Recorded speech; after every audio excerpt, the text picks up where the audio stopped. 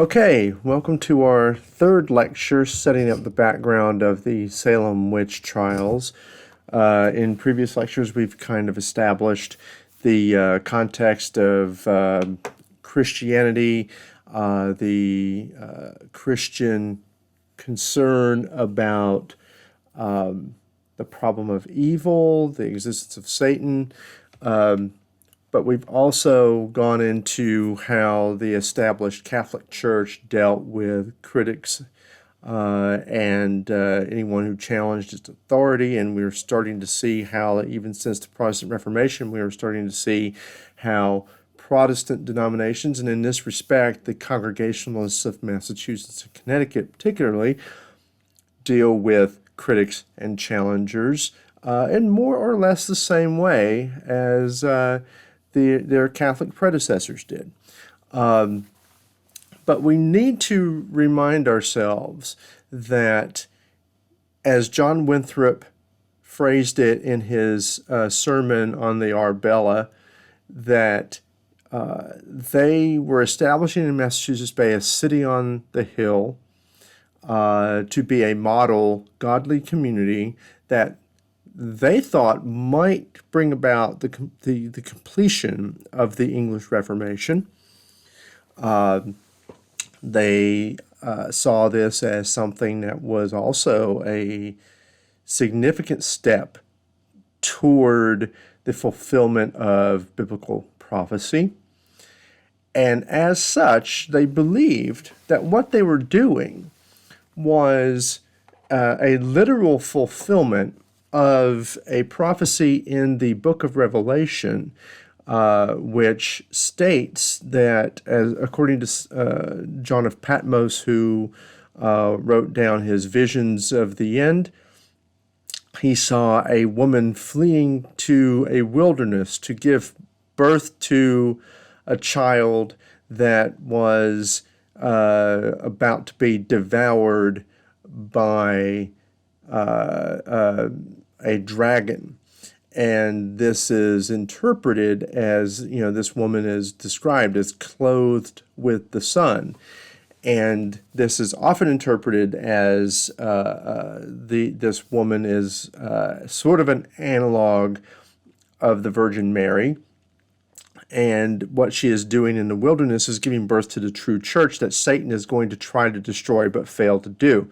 The Puritans migrating to Massachusetts Bay, as well as their separatist counterparts 10 years before at Plymouth, both believed that that was essentially what they were doing. They were literally going to a wilderness to give birth to the true church, and that this would be the church that would eventually, in time, bring about the 1,000 years of near perfect human happiness, near perfect human government under the Spirit of Christ that is called the millennium. But the mainstream Puritans who established Massachusetts Bay hoped that this would also bring about the completion of the English Reformation. That's not how things worked out, obviously. But as I've begun to describe to you, these people, as rational as they were, as committed to the reconciliation of reason and revelation as they were, they did believe that this was nevertheless a wondrous world in which the supernatural still operates. The world works according to natural laws, of which God is the author, but God, being the author of all natural law, has the absolute prerogative to operate without those laws or outside of those laws as he sees fit. And that is what causes what the Catholics interpret and interpreted as miracles, but which Protestants term as omens, portents, wonders, and signs. So, with a brief glance at the map to remind us of our geographic context, let's get into this, because when I talk about how these people believed that they lived in a world of wonders, and I've been emphasizing over and over the emphasis or the importance of Christian religion, the importance of Calvinist Puritanism, it's important to ask the question, how religious are the religious? Many people can proclaim a religious belief, practice a certain faith, act in a certain way, but do the actions, do the beliefs actually square with their, the precepts of their religion, and the sincerity of their belief and practice. As I mentioned, John Calvin believed that heaven was going to be a very lightly populated place ultimately, because he argued that most Christians are hypocrites.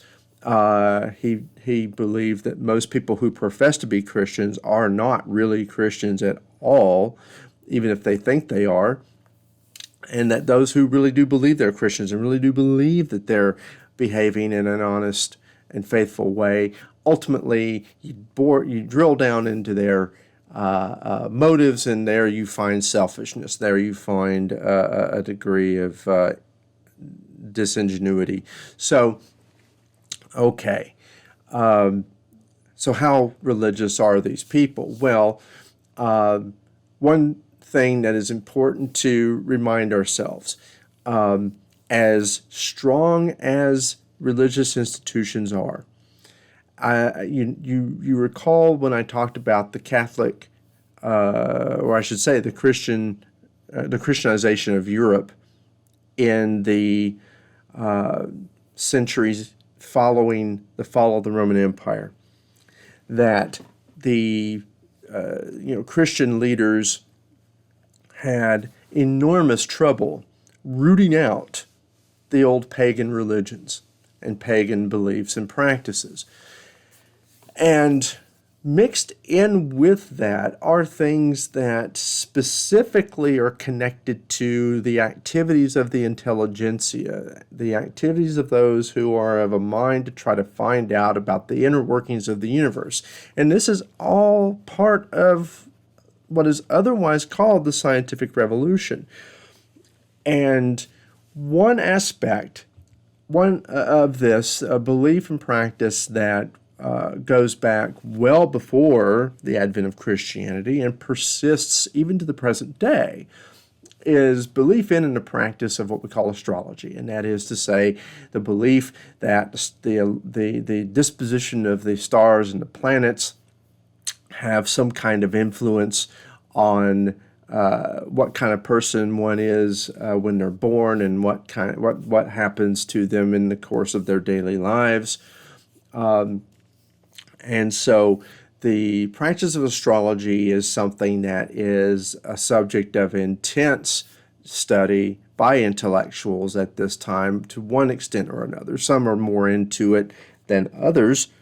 But Sir Isaac Newton, for instance, is credited with establishing the basic mechanics of the universe. But yeah, he believed that astrological signs and the disposition of the stars and planets absolutely determine your fate, and that these things are connected to the human body in a certain way that affects your health from day to day and over the course of your life. So many clergymen, and gentlemen who are scientifically or mathematically inclined, at least dabble a little bit in astrology, even though technically the Catholic Church and the Protestant churches all deplore it and argue that it is a remnant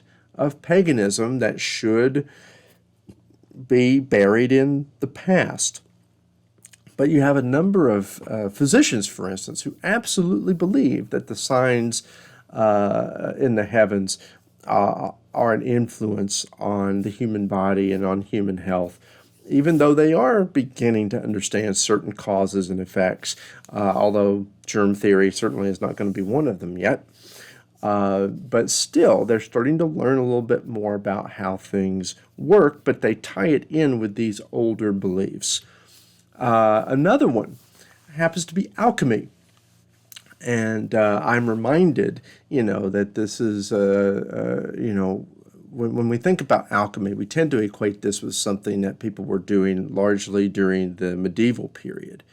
And this is to some extent true, but again, it goes back to older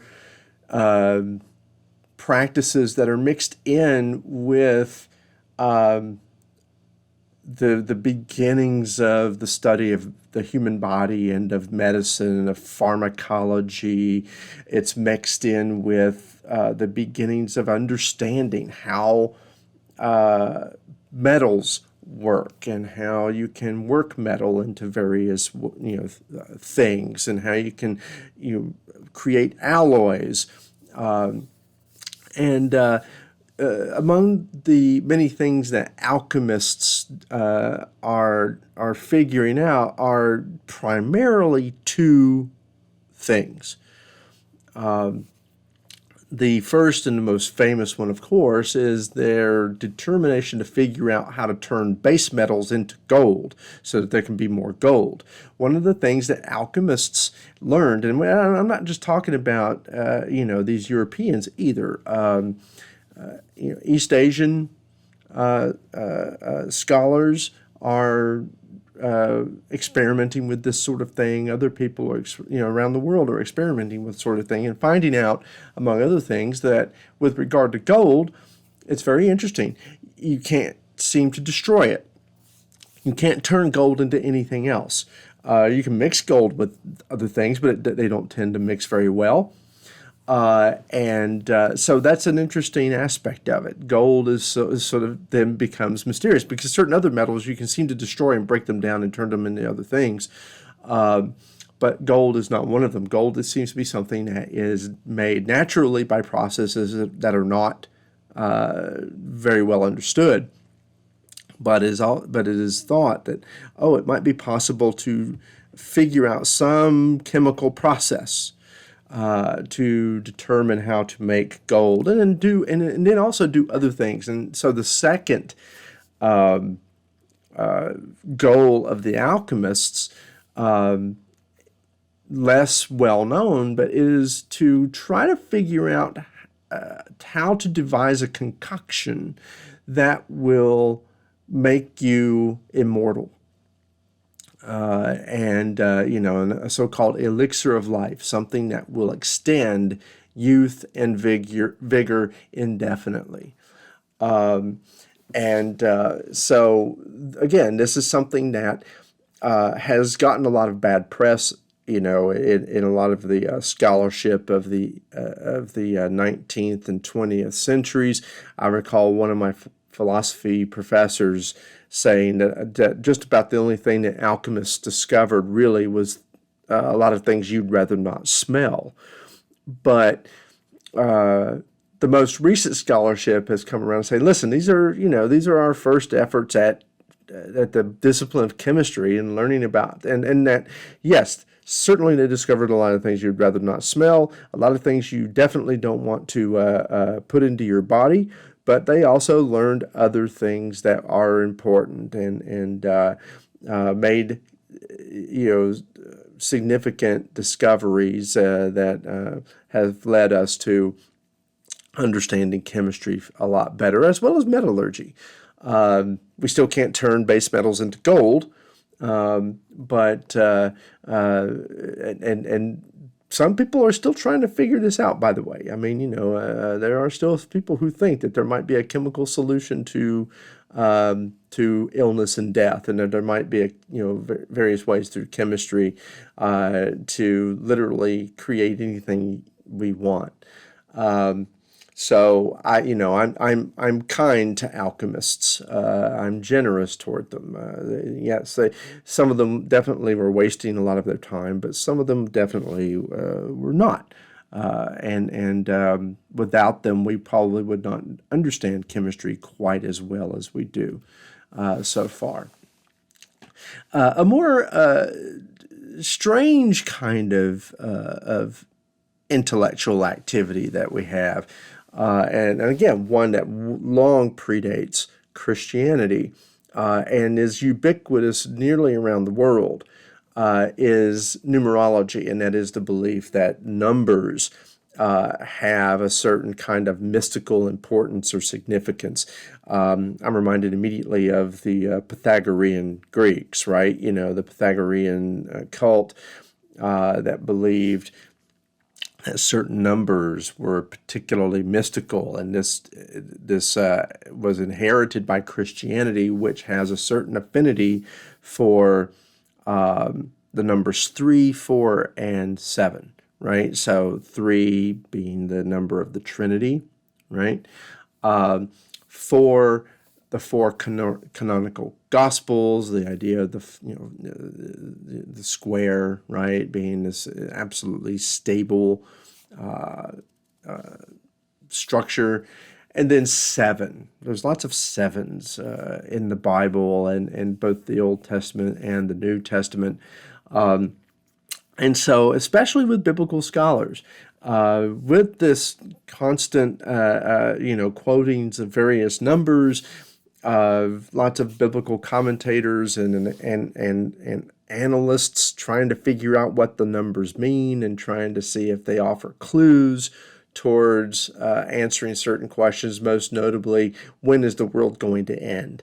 But going back to pre-Christian times, the Hebrew language, for instance, had a certain inherent numerical component that that is somewhat unique to other languages, which has led some biblical scholars to try to suss out names of people or certain arrangements of the Hebrew letters to be something that might reveal a hidden code. And there was a book written some years ago that was very popular for a little while called the Bible Code, which alleged that between the Hebrew Old Testament and the Greek New Testament, that there was all this numerological data that literally predicts every major event in world history.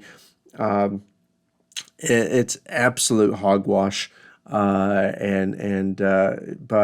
it is something that people in the in ancient times and the medieval and early modern period took more seriously. For instance, a famous example is that in the book of Revelation, for instance, there is a line about who the beast, the Antichrist, is going to be, and they said that he has a number, and it's 666. And 666 is his name, right? And so what does that mean? Well, in Greek, the name of Nero, the emperor of Rome at the time of the major Jewish revolt of the 60s of the Common Era, which was sort of mixed up with the Jesus movement. Nero is the Antichrist, right? And so again, that goes back to what I was saying before about the book of Revelation being especially anti-Roman, about the early Christians being extremely anti-Roman, something that was gradually de-emphasized and indeed buried by the time you get to the 3rd and 4th centuries of the Common Era and the legitimization and establishment of Christianity. But even so, numerology doesn't entirely go away. And so it is something of a pastime for idle intellectuals. So we have a tension between establishment Christianity popular piety, and then what we call folk religion. So obviously, there is established, Christian theologies that adherents are expected to follow and abide by. That is inculcated by priests and ministers and managed by them. That hopefully express themselves correctly in terms of popular piety. The acts of faith, the going to church, the doing the charitable works, all these things that Christians are supposed to be doing in public, as demonstrations of their faith. But there's also these surviving beliefs and practices that start to get relegated as superstitions, right? That comprise what we call folk religion. And these are not necessarily things that people actually practice religiously, but they still end up being little things that people do, and we still see it today, right? People who collect or hold good luck charms or perform certain sort of ritualistic acts because they believe that it gives them an advantage in whatever they're doing. And these can get blended in with just ordinary habits, right? If somebody tends to chew their food only on one side of their mouth, or they use, they like to do certain things when they write, or whatever. You pick any activity. And then the popular superstitions about, well, you don't walk under ladders, don't step on cracks, that kind of thing. Throwing salt over the shoulder, putting horseshoes up over doorways, little practices that are thought to bring good fortune, ward off evil. And these things abound among people, not just at any point in the past, but even today, right? So we still have this sort of thing going on. And to some extent, institutionalized Christianity, to various degrees, might wink at these sorts of practices and just pretty much ignore them. They might even encourage some of them where they are deemed to be harmless. But of course, some of these things can veer into practices or beliefs that might be in contradiction to establish Christian theology or doctrine or practice with whatever denomination we're talking about.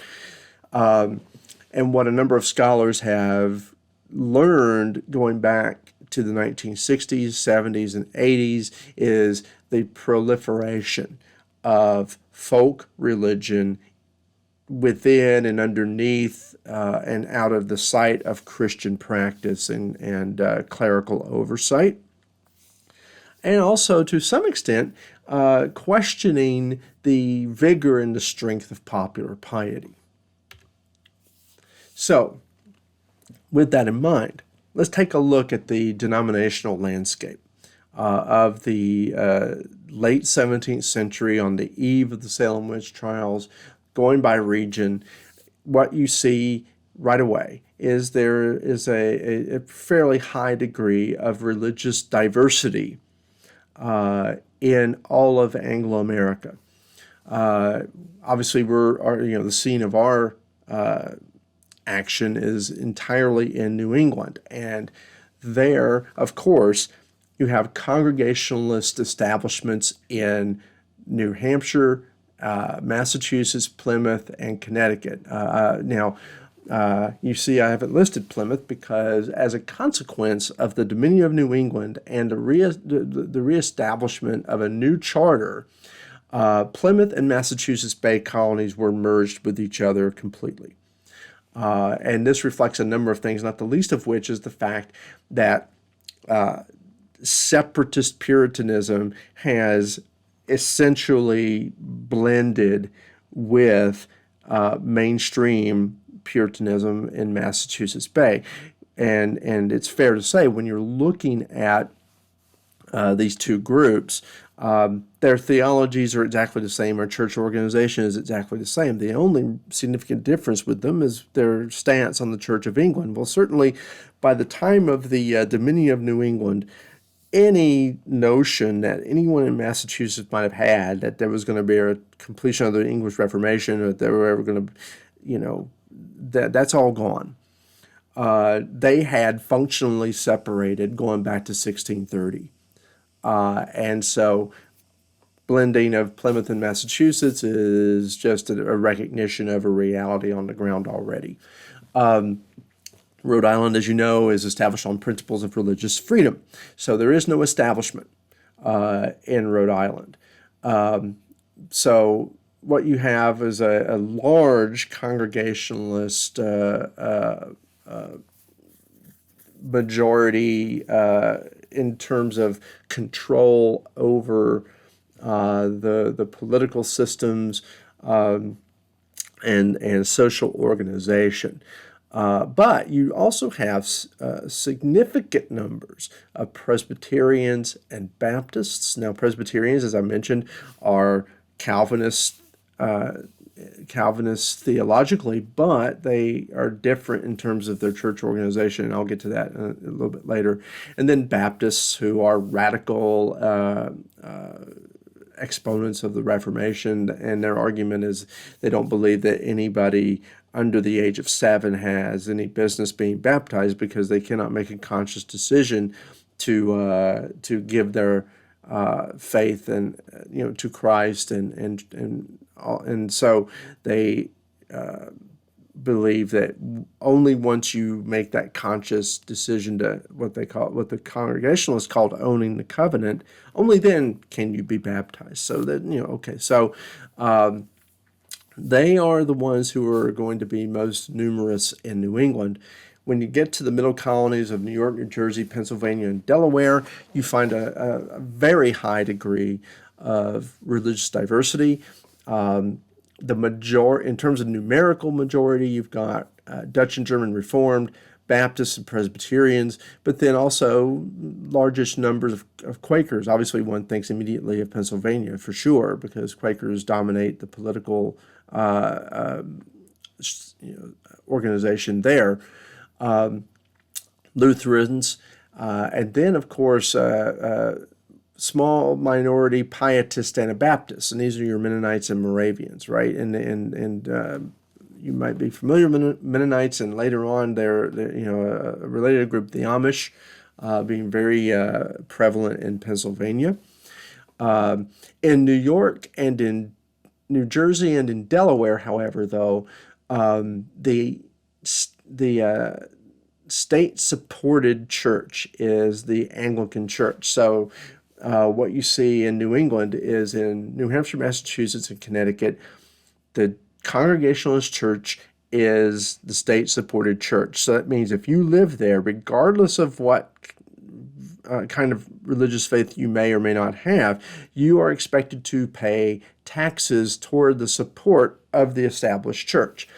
So it's the Congregationalist Church in New Hampshire, Massachusetts, and Connecticut.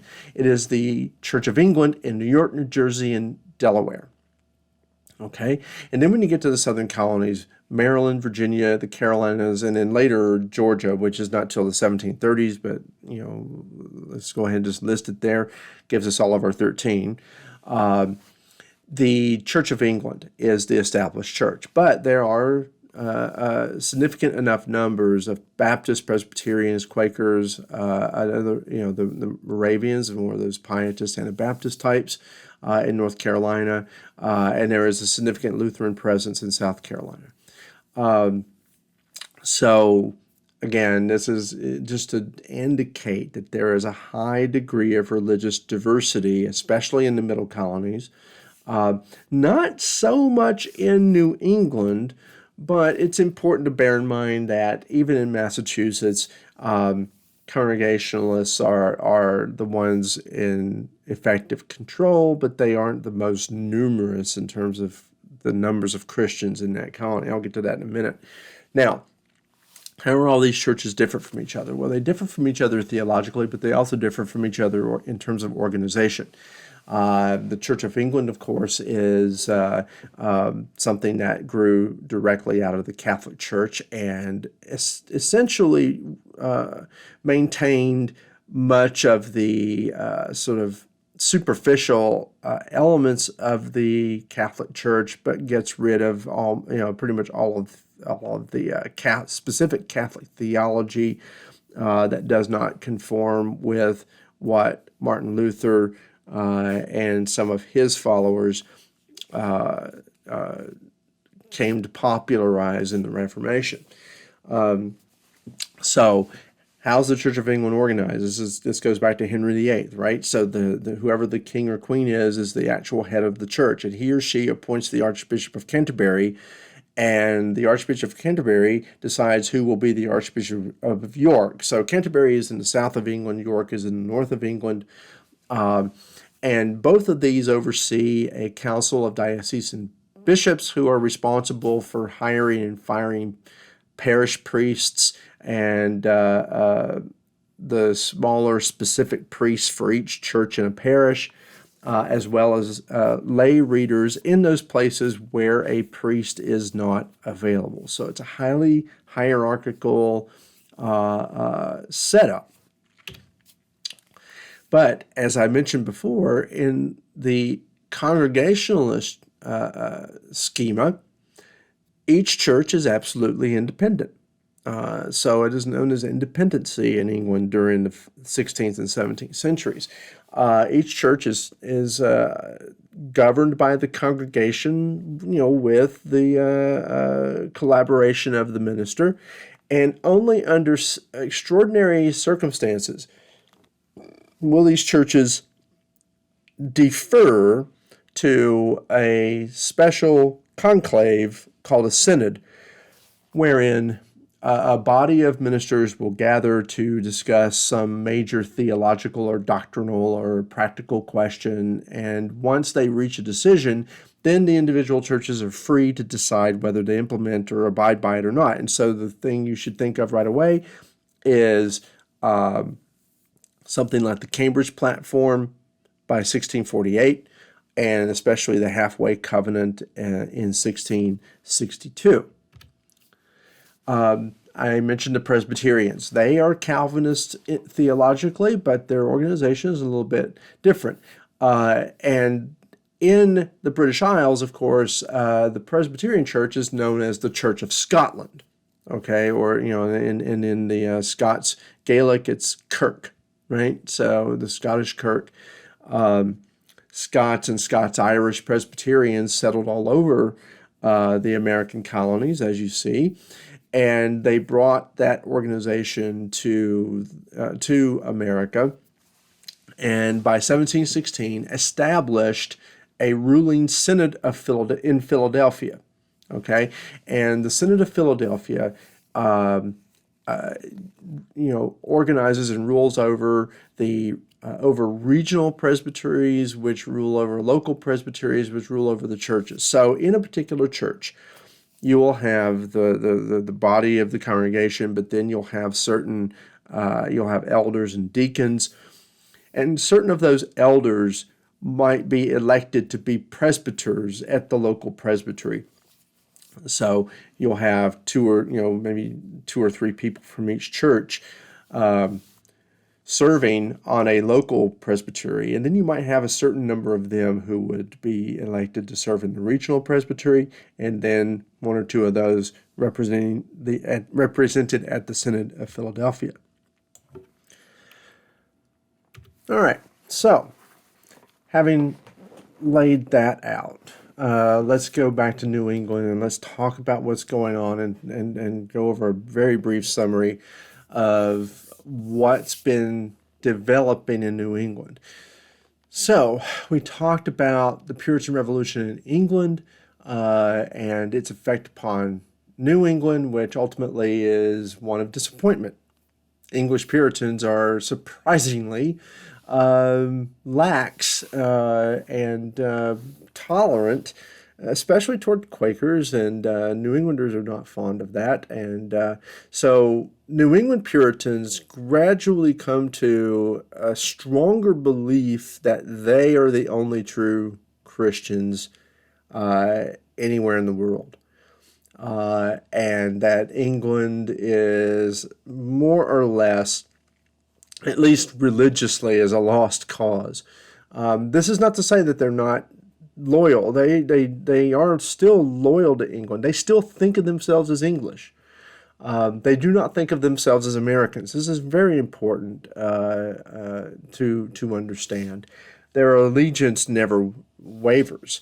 Now, to be sure, they hated the autocratic leanings of the Stuart monarchs, Charles I, Charles II to a lesser extent, and then especially James II with his dominion of New England. But the coming of William and Mary was welcomed with a certain lukewarm enthusiasm. Far better than James II, but the act of toleration was something that made them itchy. But still, the Glorious Revolution is still ultimately a good thing, okay? But it creates a certain political uncertainty. But how do New Englanders fare economically? What do they do? Well, I mentioned before about landholding patterns. I mentioned that that agriculturally, it's just not, there's not a lot going on there. I mean, there's enough land, and the land is arable enough to sustain families, but you're not going to engage in significant commercial agriculture, say nothing of anything like what's going on in the middle colonies or the southern colonies. Most of what New England does economically is tied with the ocean, with fishing, whaling, and then closely followed by timber and the fur trade, in which the Indians especially are crucial. But as I mentioned before, most of the New England colonies have very turbulent relationships with their Indian neighbors, and that it causes problems with entrepreneurs trying to get ahead in the fur trade. They tend to be well eclipsed by their counterparts in New York and points farther south until you get to about Maryland, and there, obviously the plantation agriculture is far more important than anything else. But this means, though, that New England is going to be prosperous but not extremely wealthy. We were looking at population figures, and the population figures significantly increase over the course of the 17th century. But it's not fair to say that Boston is the richest town in the colonies. That honor is going to go to, jointly between New York City and Philadelphia. This is not to say that Boston's is insignificant, but nevertheless, New England gets by very well. It's profitable. But in terms of its overall value to England as a colonial holding, it's not much compared to the middle colonies or the southern colonies, and none of them are nearly as valuable as the sugar islands of the West Indies. So let's put it this way: if you want to think about the importance of the Atlantic economy, the most important commodity that's traded and consumed, it's sugar. Sugar is to the 17th and 18th centuries what oil is to the 20th and 21st centuries. Not, simply put. With, though, an increase in economic prosperity, with an increase in individual prosperity for certain members of the white Anglo-American elites, and the rising for lack of a better term, middle class, more of a professional class, I think it would be better to say, the rising merchant middle class. This is going to bring a certain challenge to everyday religiosity. The first generation of Puritans lived on the edge. They lived under the constant shadow of and threat of economic ruin, Indian warfare, and things like that. But when you get to the second and third generations, that stability then leads to prosperity, and people become tend to be less spiritually inclined and more inclined toward thinking about money and politics. And so this is going to be an important source of tension when we get to the year 1690. We talked about challenges to Puritan authority and the fact that most people living in New England are themselves not Puritans. Some of them they might be Congregationalists, but they aren't Puritans in the sense of being direct exponents of this sort of radical English Reformation. We have, again, like I said, there are large numbers of Presbyterians. You've got some Anglicans. You've got some Quakers. You've got even still other people of different or no faith. I mean, one of the things that's difficult to gauge is the degree to which that there is unbelief or nominal belief, but disinterest in practice. It's hard to quantify that sort of thing, but the evidence seems to indicate that the very religious are well outnumbered by the religiously lukewarm or the functionally non-religious. This is something that the Cambridge Platform set out to try to solve the problem by compelling church attendance and establishing the standards for church membership and trying to essentially get rid of mixed and open communion in favor of closed communion. But mixed and open communion are still going to exist, although it's fair to say that the significant majority of Congregationalist churches in New England are practicing closed communion. That is to say, the bread and the wine in the Eucharist goes only to established church members, or if you're a visitor, if you're a member of your church at home, but you're visiting another town and you're going to church, you would have to bring a document from your minister, sort of testifying to your membership status. In which case, then very well you may participate. But there is still a little bit of a variety of practice that the Cambridge Platform is never going to entirely root out. So as things are developing, you've got the Stuart Restoration, the Halfway Covenant, and then the shocks of the First Indian War and the Dominion of New England. And then right on top of that, you've got an outbreak of war between England and France that sees proxy warfare between allied Indian groups in New England and New France, New York, and also actions of colonial militia going up, against each other between the French in Canada and the Anglo-Americans of the northern colonies. All of these things, the political uncertainty over the charters and all of these things, the adjustments to the Glorious Revolution, creating an atmosphere of uncertainty. And this is very important to understanding why the Salem witch hunt broke out the way it did. For those who are still committed to that kind of first generation Puritan vision, it looks like Satan is assailing the city on the hill and trying to tear it down through various means. And certainly the war with the Indians, right?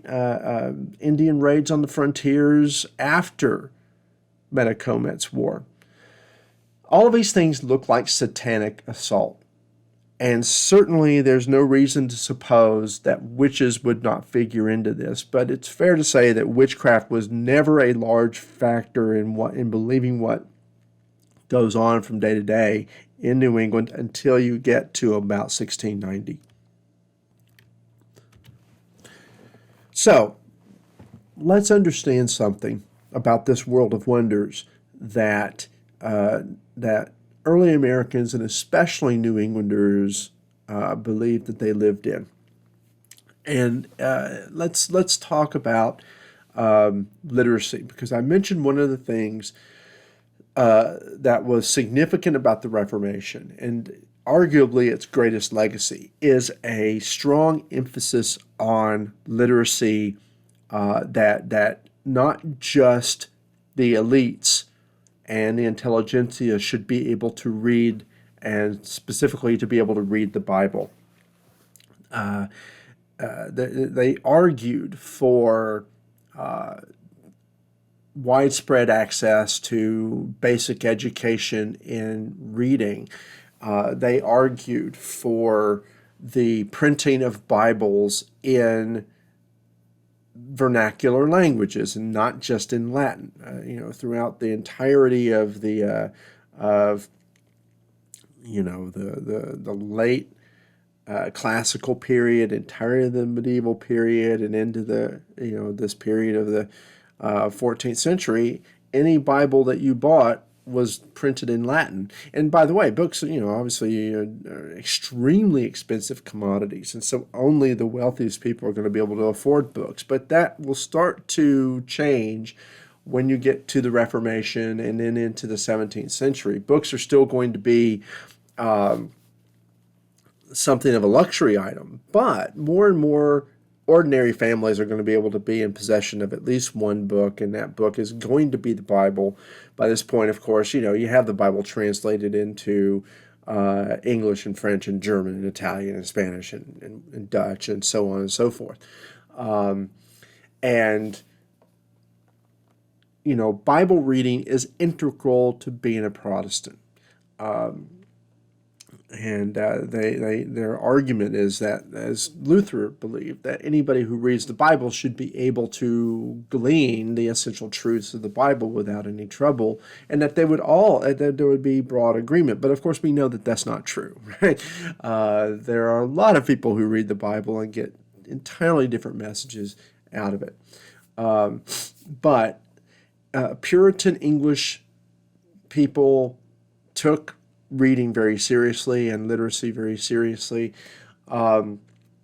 If you were trained for the ministry anywhere at any point going back centuries, of course, you had to be literate in not just your own language, but certainly in Latin, Greek, and Hebrew, and this is no less true of those who are Puritan. And in this period,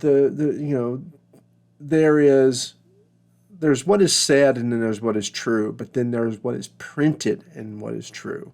And the only essential truth that anyone could ever print is what's in the Bible, right? That's their belief. But there's also a sense that people get that if they read it in a book, then it must be true. Now we know that even then there were people who said, well, I don't know that people can write anything they want and it doesn't have to be true. But if it's printed, I'm not just talking about handwriting. If it goes to press, it should not do so unless it is purporting to speak the truth. Okay, so looking at the 17th century in New England. Okay, this is New England. Literacy rates ranged from 60 to 70% for men and about 40 to 50% for women. This was incredible. If you go to at the same time in the 17th century, if you went to England and continental Europe, you would find lower numbers, less than half of men and less than a quarter of all women having any kind of basic literacy. But in 17th century New England, you don't have compulsory early education, but you do have a strong degree of an emphasis on basic education in reading. But what's interesting is that there isn't a corresponding emphasis on writing. As you see, as I say, 80% of New Englanders could sign their name. So you have people who don't know their ABCs, but someone teaches them who does. Oh, well, your name is John Smith, so let me show you how to write those letters out so that you can sign your name. And then you just practice it. It's like learning to draw a design if you don't know how, otherwise how to read or write. But what's interesting is that there are different types of literacy. There is the literacy in print, and there are many people who could only read printed matter but could not read handwritten stuff. And if you go and I encourage you to do this, go and look at Elizabethan and Jacobean handwriting, and you will absolutely understand versus what you see printed, how it was pretty easy. The style of writing that people used was very difficult to read. And then there were some people who could only read handwriting, but somehow they could read their handwriting, but they couldn't somehow read the printed stuff. So it was really weird. I mean, because now it seems as though the one has to go with the other. But with this emphasis on literacy is an emphasis upon contracts, or what the Puritans call covenants, right? So this is the beginnings of the situation where anytime you begin employment, or when you hire somebody to do a job, or whenever there's some kind of agreement made between people, there's a strong sense that no matter that whatever it is, if you're taking out a loan from somebody, if you're going to hire them to do a job, if you're going to sign off on your son to be apprenticed to a tradesman or whatever, that's a contract. You've got to write it down and establish the terms by which each side is going to abide, and that they will go into covenant with each other and sign their names to it. This is extremely important, because when you sign your name to it, that means you're giving your word. It's your bond. Now, that doesn't mean that there isn't still the importance of just simply giving your word, verbal assent. Okay, I'll shake your hand and we will agree to do this or that. But those cannot be enforced by a court order in the event that there is a breach of the agreement. So if my neighbor and I decide to, make some kind of deal and we just simply shake on it, and then he reneges on it, I can't really do anything except yell at him for it and complain about it. But if he and I write down a contract, we both sign it, and we sign it in the presence of witnesses, this is going to be a great boon to the legal profession, right? So a lawyer or some kind of clerk is going to be involved in this. Then there's a strong belief that he can expect me to better abide by the terms, and I can, and vice versa, because if there is a breach, if I violate the terms of the contract, either accidentally or deliberately, he can sue me in court and win damages because I've broken a covenant. When you become a member of a church in 17th century New England, in one of these Congregationalist churches, when if you are given the affirmative vote to join the church, then you are expected to sign your name to a print of the church covenant. And again, that's very important. You write your name. It's absolutely important. It means more than just simply saying, okay, yeah, I agree to do this. So yes, the ability to read, the ability to write, that means education is very important. But again, we don't have compulsory secondary education. We have a number of private schools, sometimes known as dame schools, that the children of prosperous families would go to. Elite families could hire tutors alternatively. But most children, of course, being of the lower sort, are going to be taught their ABCs and 1, 2, 3s by their parents, to the extent that their parents understand these things. That's why I say that, for roughly 60 to 70% of males and roughly half of all women have some basic literacy. But by this point, by 1690, of course, we have two institutions of higher education in New England, that being Harvard in Massachusetts, Yale in Connecticut. Only boys are going to go to those schools. It doesn't matter how well educated a young lady would be. She is not eligible for admission to those schools. She's not allowed to even be on the property. Okay, she's not allowed to even go in there, except under special circumstances. Harvard and Yale, of course, being essentially they're going to be minister mills.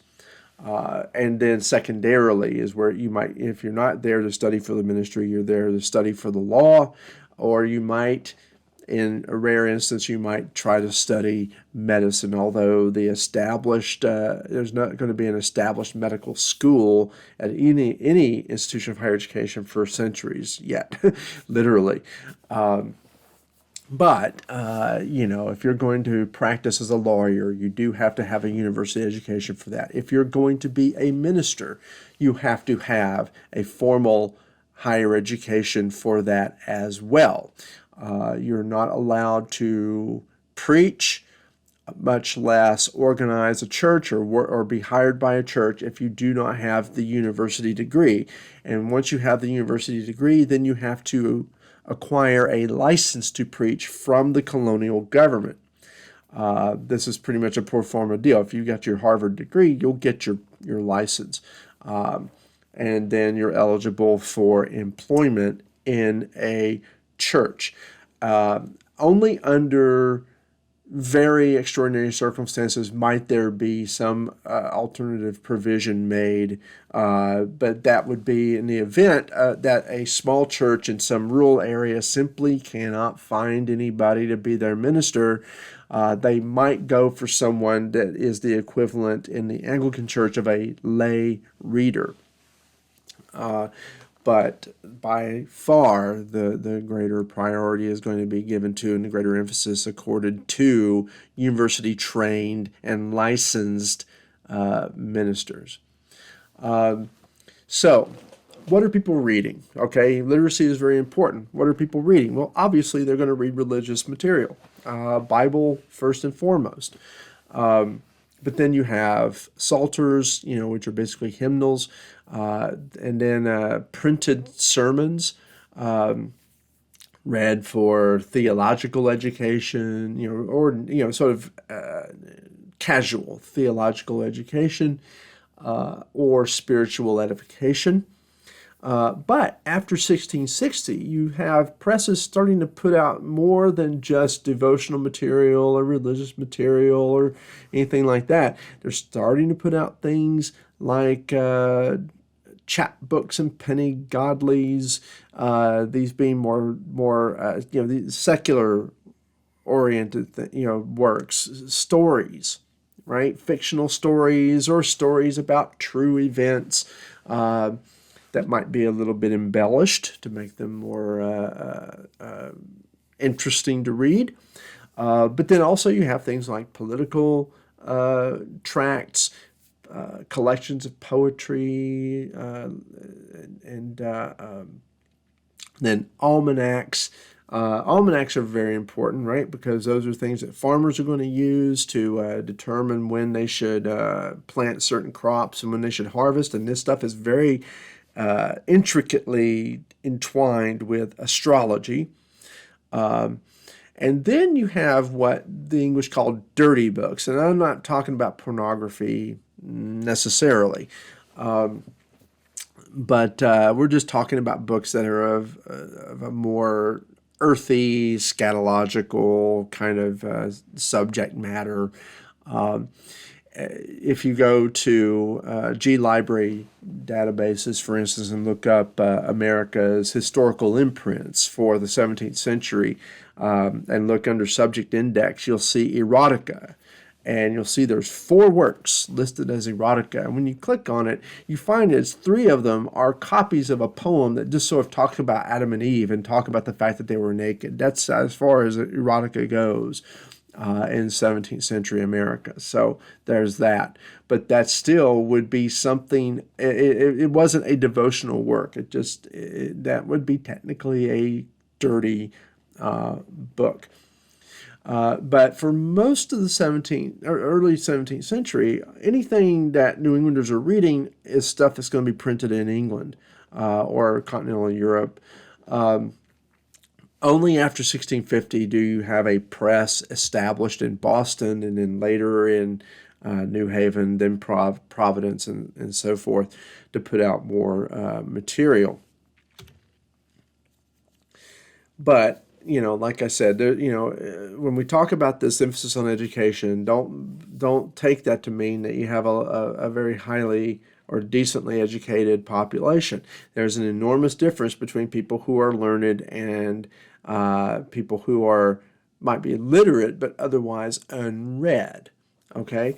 And obviously, if you're a learned person, which most of whom are going to be clergymen, and then others might be lawyers or physicians, their status as learned means that they can command a high degree of deference from ordinary people.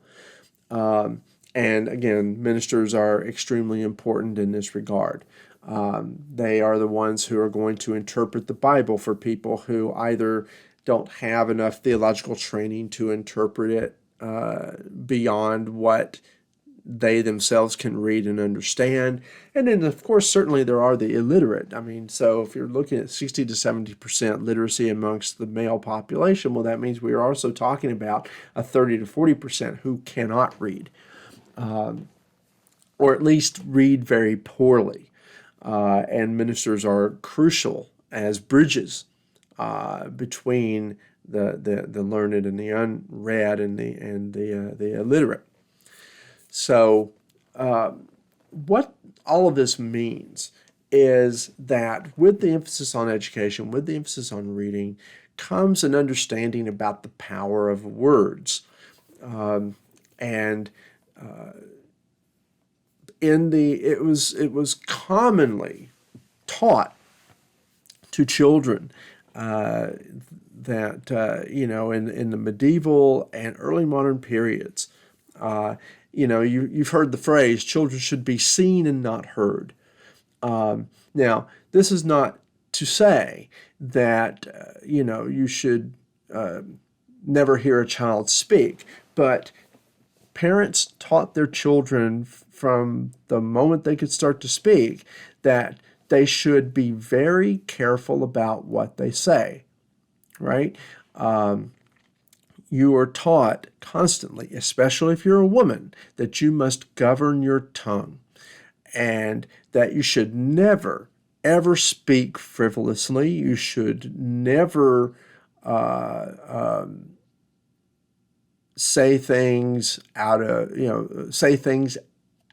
anger or extreme emotion. You should never openly and vocally criticize authority in whatever form that it is. So going back to parents and children, right? Never raise your voice in protest against a decision a parent makes, right? And you don't challenge parental authority. And nobody should be challenging social authority. So if you are a poor person, an impoverished tenant farmer, then you are not going to say anything against your landlord. He is not going to be foolish enough to vocally criticize the government, even if he privately and in his own mind has criticisms. He is not to voice them. You could if you are sufficiently learned, if you have a criticism of the government, you could write it down and present a reasoned argument supported by facts and supported by evidence. But you know, hasty speaking in public is strongly discouraged. Now, having said all that, we know how people are.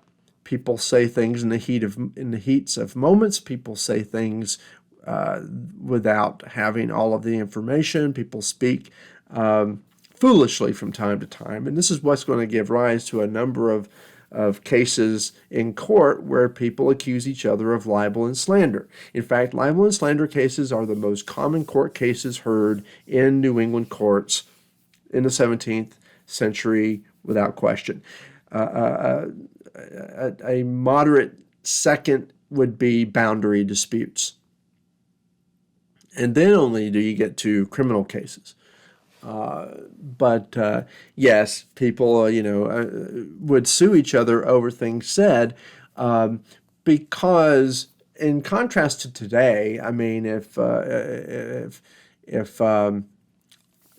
someone writes an extremely scathing and unkind comment to this video, I suppose in theory I could sue that person for libel or slander. Why would I? I would tend to say, well, he or she's entitled to their opinion. I don't, whatever. I'm not going to worry about it, especially if they don't stoop to personal insult or try to call me, terrible names or cast aspersions on my character. Not going to do that. However, if somebody does go out there and prints libel and slander against me, then yes, I absolutely might seek legal relief. That's no less true today as it was true in the 17th century. But as I was saying, although you are enjoined to govern your tongue, governing the tongue is easier said than done. Mary Beth Norton, who you're going to be reading in her book In the Devil's Snare, is going to talk a little bit about this, the degree to which these close-knit New England communities passed information through what she called gossip networks. And we're not just talking about women, although women were presumed to be the worst gossips. That's not true. Everybody gossips. Everybody repeats hearsay. People, listen to rumors. It's more interesting to listen to rumors than it is to listen to just a simple statement of fact. Salacious gossip is the most fun, right? And this is going to be something that certainly will and simultaneously hold communities together, but also divide them from each other. So you heard me mention that women were enjoined especially to govern their tongues, and women are expected to keep quiet, and you saw what happened with Anne Hutchinson. It's okay for her to speak in public. It's okay for her to speak in her home in discussion with her neighbors about various subjects and whatnot, but she is expected to defer to male authority at every turn, and it's probably best if she kept quiet for the most part, but we know what happened. She did not. She rebuffed male authority. She continued to speak, and this ultimately got her banished from the colony. Contrast her with Anne Bradstreet. She is the first published author in any of the American colonies. She wrote poetry and published it, and is known as the Puritan poetess.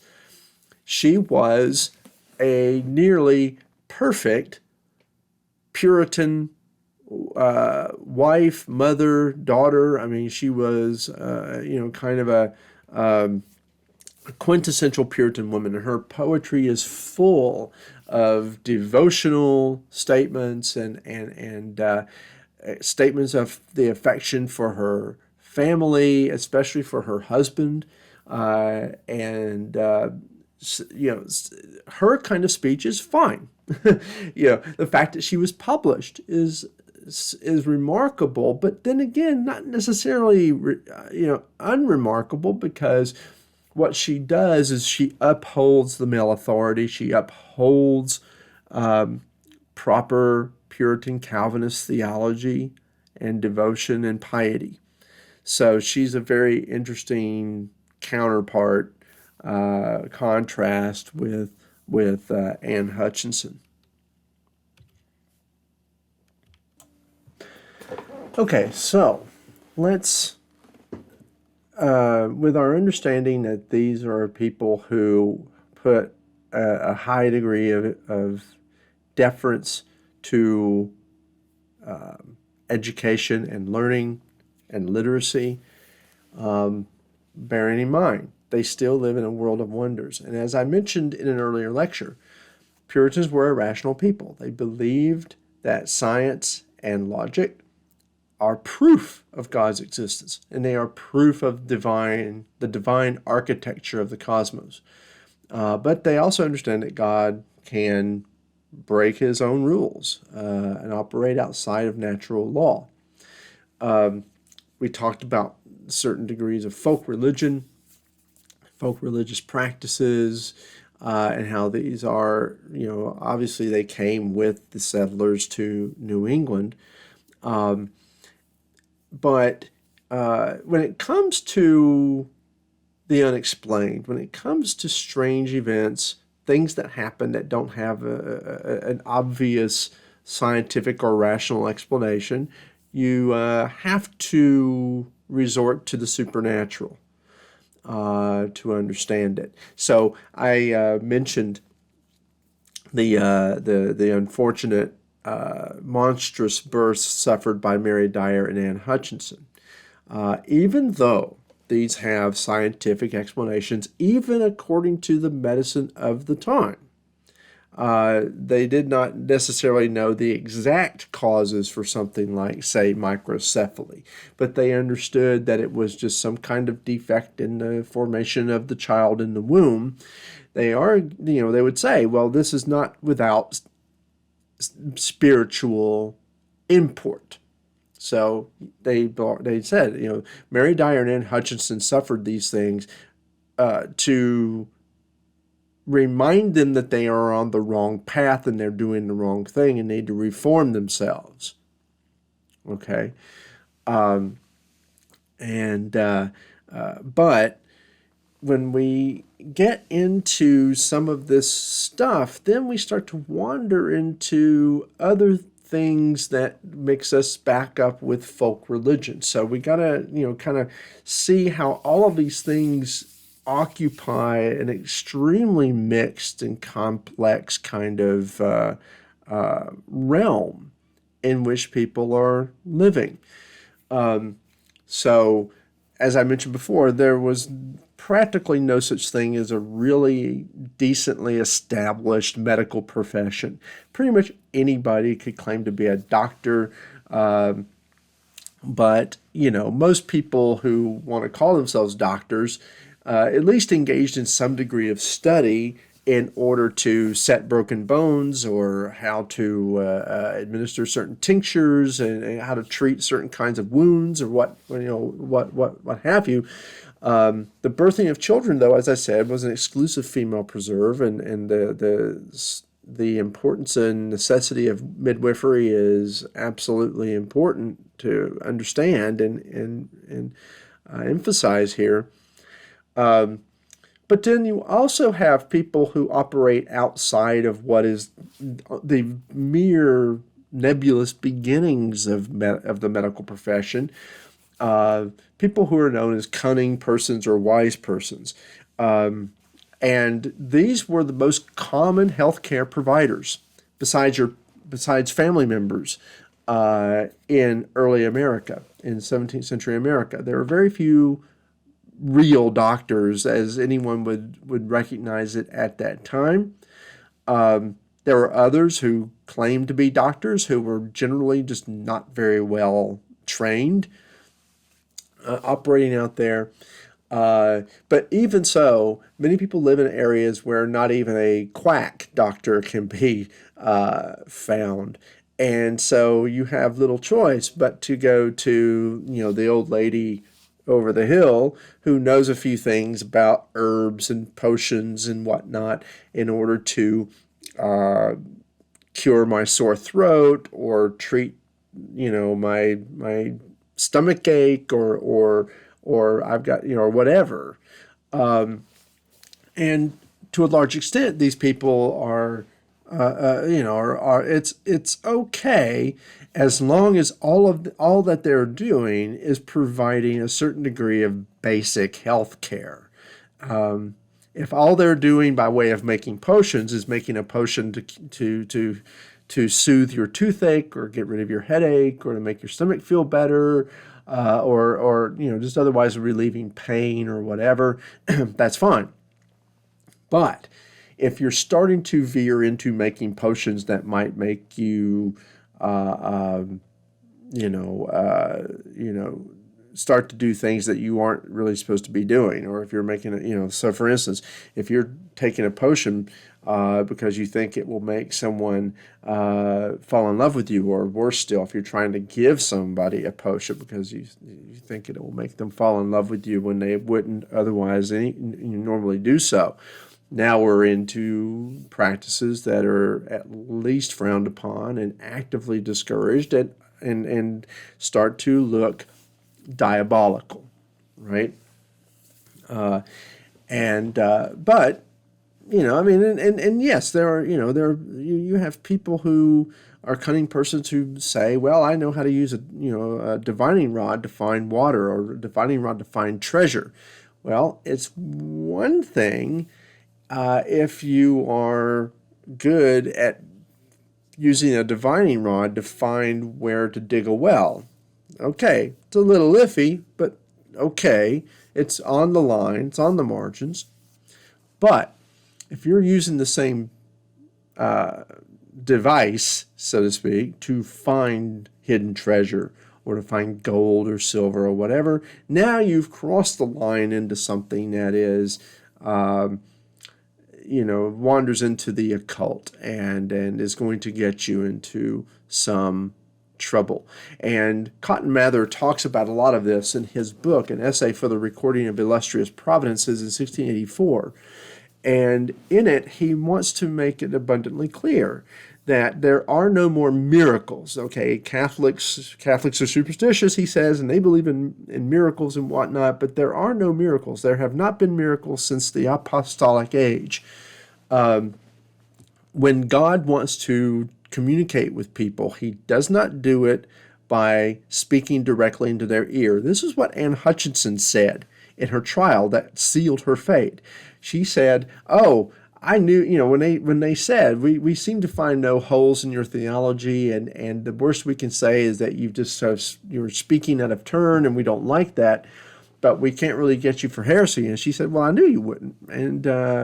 And one of them sort of casually asked, "Well, why do you say that?" And she said, "Well, immediate revelation." What? Yes. And that means that she was saying that God spoke directly into her ear, so to speak. And that's something that sounds vaguely like what Quakers believe, and that's a miracle thing, and that's not anything that is real. So she was on the verge of being let off, but when she said that God speaks directly to her, she was done. Okay, so God speaks through wonders and signs. Okay, not in miracles. So what constitutes a wonder or a sign? Well, a monstrous birth is a wonder, right? The birth of a two-headed calf is a wonder. A bolt of lightning blowing up a tree is a wonder. It's a sign, right?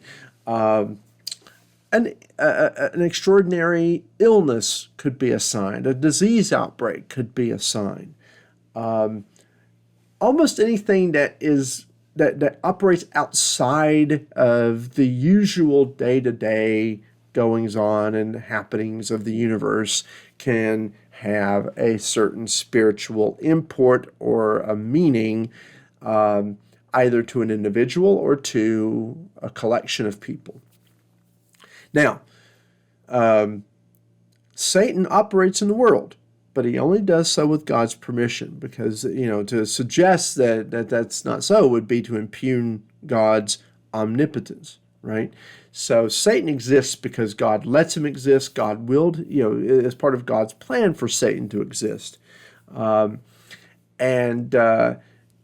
Satan operates in the world, and certainly Satan is going to tempt people to side with him in a war, obviously, from their point of view, an ultimately fruitless or futile war against God. And for Puritan New Englanders, in the New World, in America, the Indian peoples are absolutely his front-rank soldiers. The vast majority of them are heathen. They resist Christianization. Those who become Christian, many of them fall out of it or are not good at it. And the very small minority who stick with it and appear to be devout are still suspicious because of their being Indian, right? Obviously, there are others who are going to enlist with Satan, and here we're talking about witches. And Mather is very clear that witches are real, but they are rare. Okay, this is very important to understand. Witches are real, but they are rare. All right, so as I was, summarizing before, omens, portents, and providences. Okay, so wonders are things that carry meaning, lessons from God to be learned, right? And when I was talking about print culture, there's a lot of these sort of chapbooks and sort of secular-oriented books that talk about amazing stories, incredible things that happened. And many of them involve sex, magic, and the weird and all of that stuff. And those ultimately are meant to thrill the reader, but then at the beginning and at the end and throughout they'll always say, oh, but don't do this stuff and don't take these things, there's lots of pious warnings about this sort of thing, and they're meant to be object lessons. So here's a thrilling story about sexual perversion, but don't you do that, and look what happened to them. This terrible thing happened to them as a result of their nonsense, right? Here's stories about people dabbling in magic and doing these weird things, but don't you do that, and don't you consort with anyone who does that, because terrible things will happen to you, right? All of it is there to prove God's power and to make people afraid of Satan, right? But you cannot doubt the entertainment value, right? But as I mentioned, people read that stuff. Ministers always deplore it, though, and say you shouldn't be reading that. You should limit your reading to the Bible and to devotional tracts and things like that. But this is basically the clergy, establishing themselves at the top of this sort of intellectual authority, right? And certainly, of course, as the apex of spiritual authority centered on the meeting house. So with regard to the meeting house and the community, obviously you have your church, and every church has its rules, and you are expected to follow them. And one of them involves, obviously, attending. But what about non-Puritans and the heterodox? Well, they're still taxed for the support of the Congregational Church, whether they like it or not. And they are generally more numerous the farther you go into the 17th century. Puritanism itself, as we understand it, as it is inherited from England, fades over the course of the 17th century.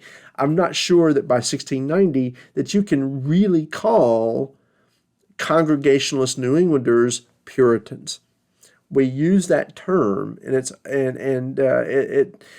I think that there are many who would themselves perhaps call themselves that, or they would adhere to certain principles of austerity and theological conformity that is consistent with Puritanism, but I'm not sure that we can really say with great conviction that the political and spiritual leadership of most of the New England colonies in the 1680s and in 1690 were Puritan in the way that we've come to understand that. But let's be clear. Why did any of this happen? Why did any of these people come to America? Why did the Plymouth Separatists come? They said it was for religious freedom. But as you've said, or as you've seen, as I've mentioned, they did not grant that kind of liberality to anybody who was not a Congregationalist themselves. If you're a Quaker, it is against the law. Okay? If you are a member of some other sort of random heretical sect, that's equally against the law. You would have to practice in secret, and you're going to get in trouble if you're discovered. Right? Religious freedom is something that only exists for Congregationalists and Congregationalists alone. If you're a Presbyterian or an Anglican, you're going to struggle. You're going to have problems. Okay, so their argument, well, we came seeking religious liberty, is disingenuous. Okay. This is why Roger Williams left and founded this, ultimately is going to be the colony of Rhode Island on principles of greater religious freedom. But let's be clear, in Rhode Island, you still have to believe in God. But okay, if you're a Jew or a Christian, you're going to be okay. But even if you're a Jew, not being a Christian is a problem. Okay. But at least you're allowed to live there. You definitely don't want to be a Jew in Massachusetts or Connecticut or New Hampshire. This is not to say that there might not have been some small groupings of them from time to time, but you're going to be more likely to find them far in the middle colonies and in New England. Holdovers from the Puritans of England, right? For one thing, they certainly believe that and they know their history, right? Remember I told you about Christmas and Easter coming from the, all these feasts and holidays from the pagan past. They know that the Catholic Church papered over those and created Christmas and Easter, but these are times of feasting and celebration and festivity that the Puritans are not happy about because they said it takes attention away from devotion, right?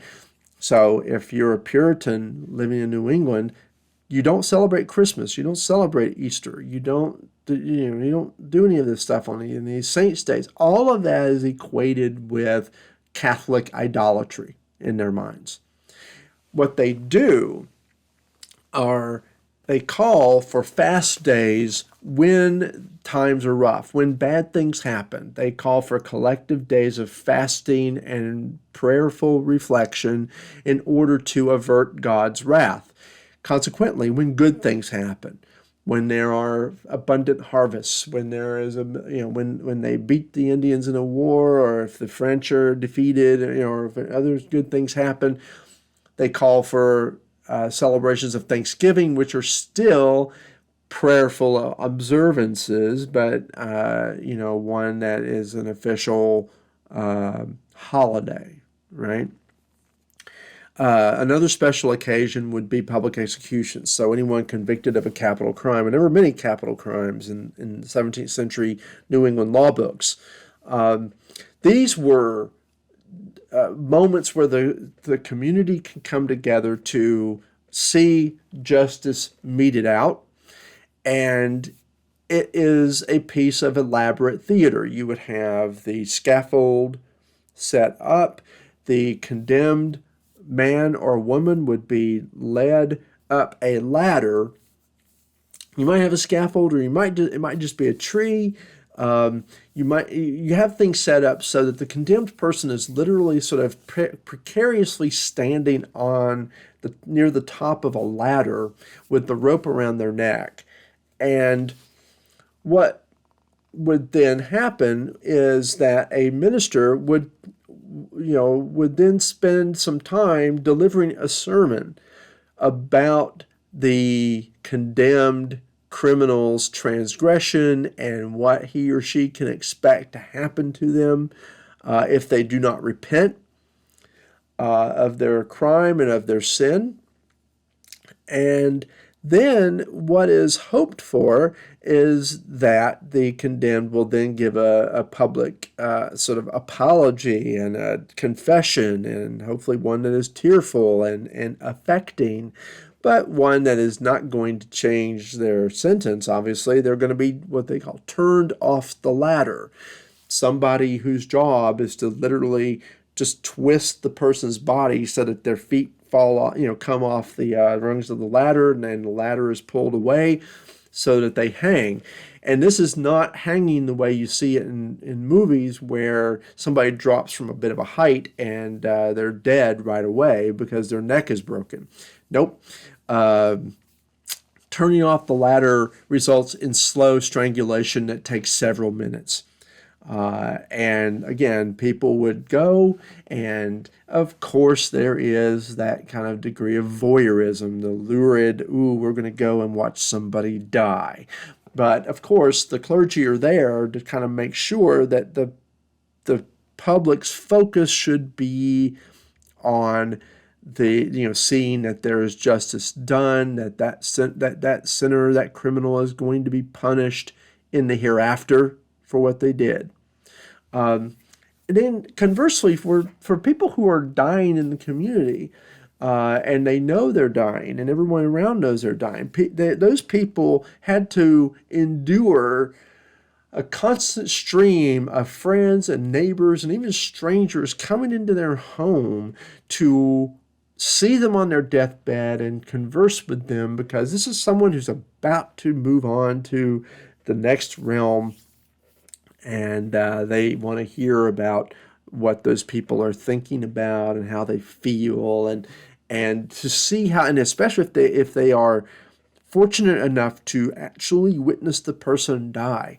How do they die? Do they die well? Do they die with a certain degree of Christian meekness and acceptance of their fate, and without pain or undue suffering? Because it is thought that if someone dies relatively pain-free, relatively stress-free, they have a good death, that means that there's likely to be a good outcome for them in the afterlife.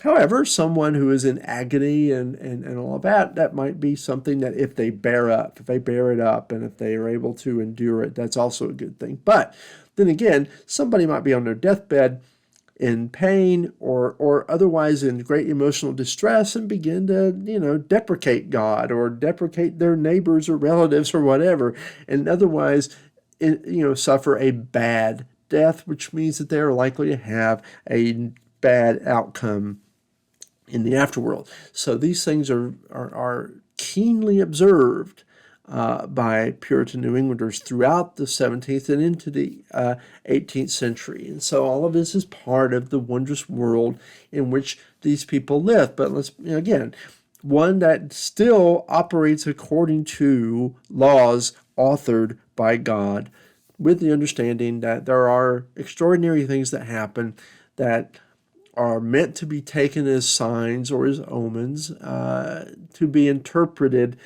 preferably through ministerial lenses. So if something that happens to you, you can glean a message from it, but you would go to your minister and talk to him about it and find out, am I thinking about this the right way or not? And help me come to understand this. Okay, so let's get down to talking about witchcraft, maleficium, And let's understand something about the nature of the diabolical and the occult. As I said, Cotton Mather stated in 1684 that certainly there are witches, but they are rare. And that is because anything that appears superficially to be witchcraft, more often than not, is not witchcraft. So what are the definitions? What's the definition of witchcraft, right? So it's, first and foremost, it is knowingly making a contract that you sign with Satan, and you sign a book. So this is why I went into all that stuff about literacy and about the power of words, and especially the power of your signature. If you are going to become one of Satan's minions, you can't just say, oh, okay, I'm one of his minions now. No, he has to come to you with a book that you sign in blood, usually your own. The reason you do it is so that you want power to manipulate the world around you, specifically people, right? You want something out of it. Tangible benefits. You want it because it will make you wealthy. You want some kind of political power, or you want some kind of otherwise influence over other people that benefits you. And so when there seems to be abundant evidence of these things in a person, there has to be a trial in civil court to determine guilt or innocence. And in the English legal system, innocence is presumed and guilt has to be proven. Okay? This is not an American invention that you're innocent until proven guilty. That is a direct continuation from the English legal system. So as it is, witches are comparatively rare. When you see weird things happening to or around a particular person, it's actually more likely that you might see something known as possession or demonic obsession, right? So, demonic possession is what you've come to understand it from. If you've ever seen, any random movies about this sort of thing, they are supernatural afflictions of a person in which Satan, or more commonly a demon, takes over the mind and body of an otherwise faithful person. And this is evident in strange behavior and defiance of specific, especially ministerial, but any authority. It could be parental authority, it could be social authority, but especially of religious authority. Again, if you've ever seen The Exorcist, right, the only way to drive Satan or this demon out is through the operations of a minister. But again, witchcraft, possession, and obsession are comparatively rare occurrences, and witchcraft is actually the rarer of the three. What is obsession? Well, it basically presents as possession. It can be mistaken for witchcraft because the person can exhibit certain apparent supernatural powers. But on closer examination, it will, become clear that the person, in fact, has not made a compact with Satan, and clearly does not seem to be possessed. It is, in fact, suffering from a mental illness. And so there are a great many court rulings of suspected witchcraft that come to a determination, in fact, that we're dealing with someone who is demonically obsessed and is declared non compos mentis. So this is something that a lot of people find surprising, that they think that anytime you see somebody, acting out or appearing to exhibit supernatural abilities or whatever, that they're automatically branded as witches and quickly and easily tried and found guilty. No, far from it. More often than not, people suspected of witchcraft, first of all, don't go to trial, and even if they go to trial, most of them end up being found either found to be a victim of possession, or possibly just simply someone who is mentally ill. So, what are the legal definitions of witchcraft, right? Well, it starts with what they say, familiarity with the devil. That is to say, when the devil personally visits you to entice you to enlist with him and sign his book. And what are the signs that you have done such a thing? Well, this is where we're talking about the fine line that cunning folk or wise persons walked when they use their pharmacological skills or otherwise for something other than just simple healthcare provision. So, according to the legal definitions, and these are based on English law books that were essentially copied more or less verbatim into New England's first and subsequent bodies of laws.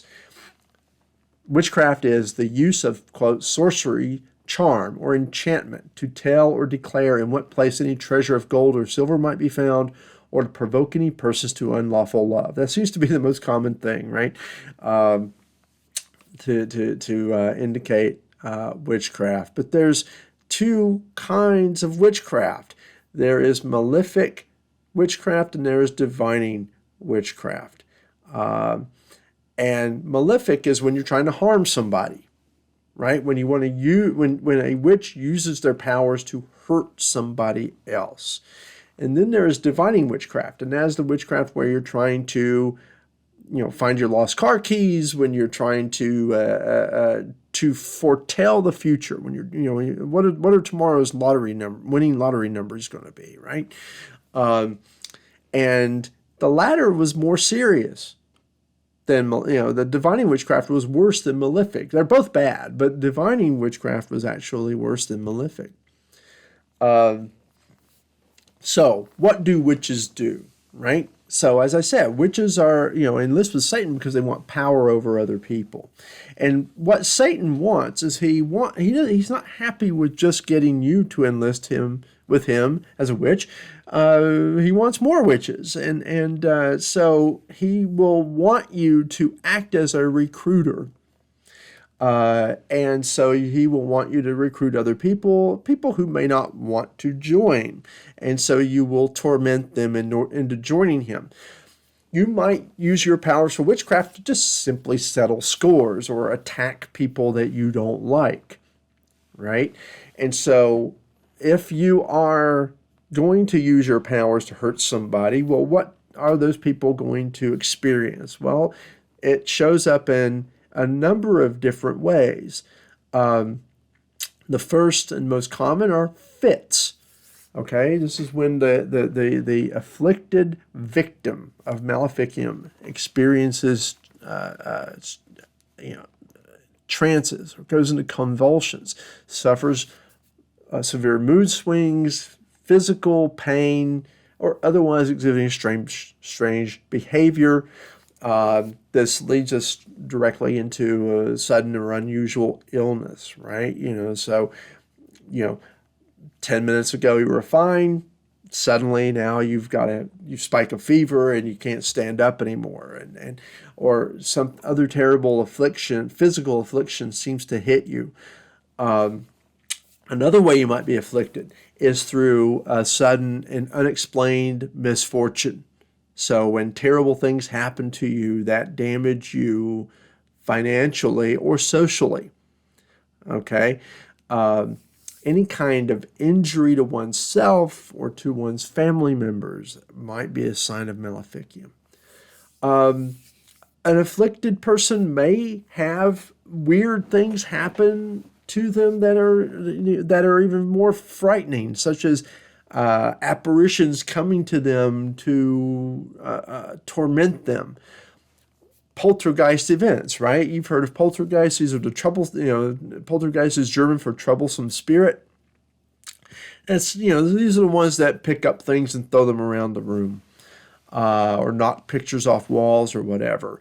Or when you hear disembodied voices or sounds. Now, right away, you're right. Oh, there are people who are mentally ill who hear voices, people who are schizophrenic or have some other kind of problem, hear voices or see things. So you can see where a lot of what we understand today as mental illness, might have been interpreted as either being a witch, or as I want to make sure we're clear, more often than not, you are actually thought to be a victim of a witch, in which case you would be asked, do you have any idea who might be doing this to you, so that we may be able to investigate this and perhaps make an accusation. So, what are the signs of a witch, right? Who would be most likely to become a witch? Well, it starts with people who are on the margins of the community, okay? Outliers. If you are a crabby person, if you're antisocial, if you are of a low social rank, you're more apt to be a witch. Single, mostly women, but men can as well. But being single well beyond your 20s and your 30s, or if you are married, if you have very few or no children. Having no children was especially odd, because the point of marriage is to produce children. Producing children also helps the household economy. I joke with my children all the time that the reason we had them is so that we can have labor to help clean the house. If you're married and you never have children, that is considered suspicious. And then, of course, as I think I've mentioned before, if you are a widow or a widower, especially if the spouse died under weird circumstances, that is likely to draw suspicion your way. If you have a criminal background, sure enough, especially for things like slander or libel. If you are a thief, if you violate sumptuary laws, this is to say, if you insist upon dressing above your station, this is a red flag. If you're frequently involved in boundary disputes, right? If you're trying to appear to take property that is not yours. Why are you doing that? You're doing that because you are rebelling in some small way or a great way against God's plan for you, right? Where God expects you to be in the overall hierarchy of the world, of the universe, and especially of your community. If you're someone who claims to have occult knowledge, if you're a cunning person, if you're a good herbalist, okay. If you are only involved in simple healthcare provision, then you will probably be fine. But if you start wandering into other territories with your concoctions or your brews, then you might be running afoul of the law and possibly dabbling in witchcraft. It's especially bad if it turns out that you have a family background in witchcraft. If your parents or grandparents were rumored, even much less known, to be a witch, then it's very likely that you will be one as well. And this goes along with, remember when we were talking about the halfway covenant? Does election run in families? Well, the halfway covenant cautiously suggested that yes, election runs in families. So that means also does damnation. So also then apparently does being a witch. All right, so more signs of the witch include a sudden reversal of fortune, usually going from being poor to becoming rich.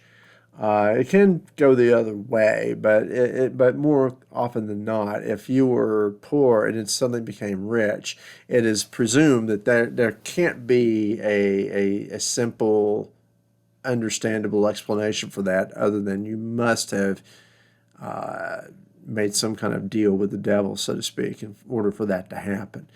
I mentioned before, if you're a widow or a widower and your spouse died under suspicious or unexplained circumstances, that's another red flag, right? And so if a spouse or a prominent family member dies, especially if you then gain a great inheritance.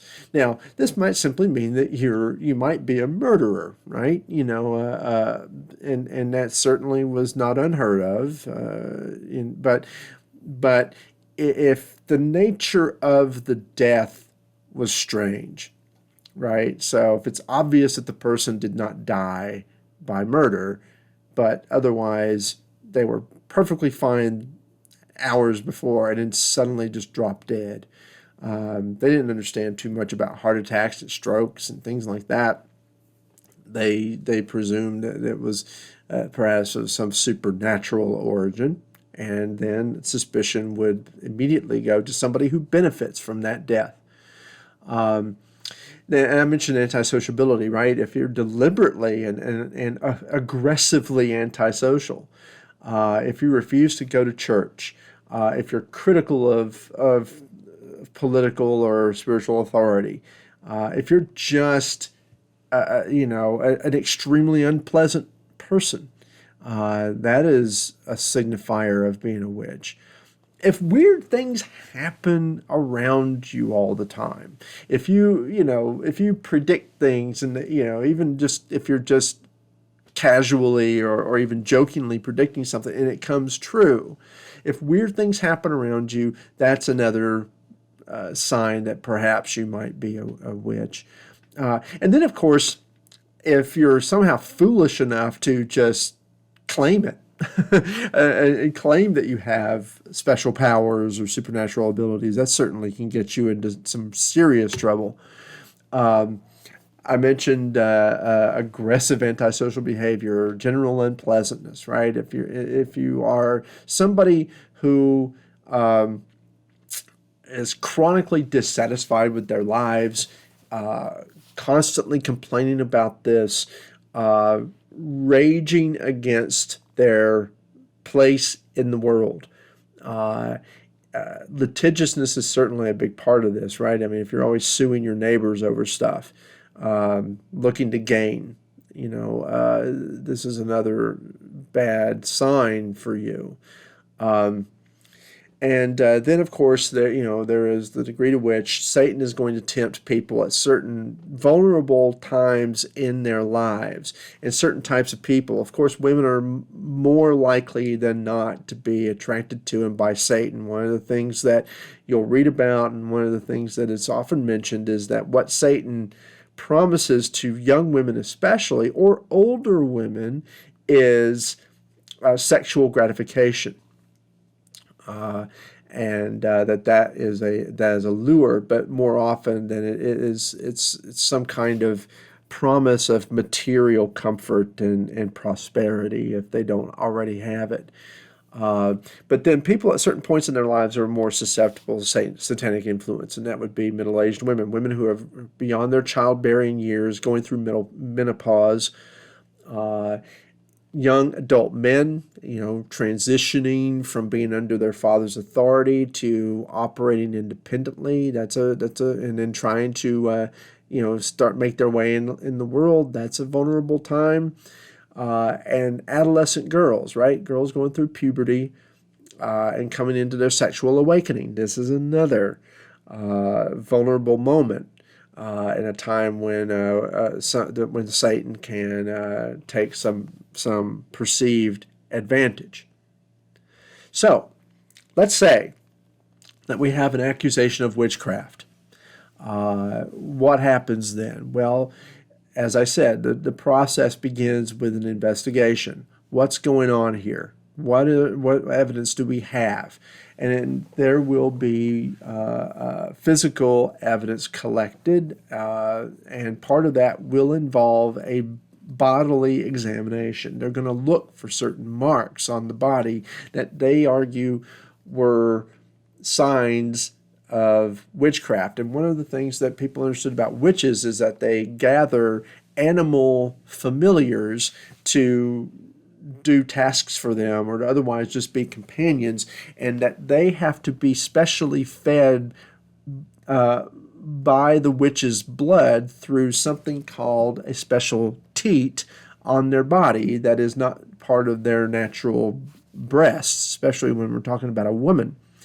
So they're going to look for something that looks nipple-like on the body, and this is where warts, skin tags, or perhaps even a tumor or something like that would be interpreted in that way, or just some other kind of mark that seems weird and unusual might be determined to be a witch's teat.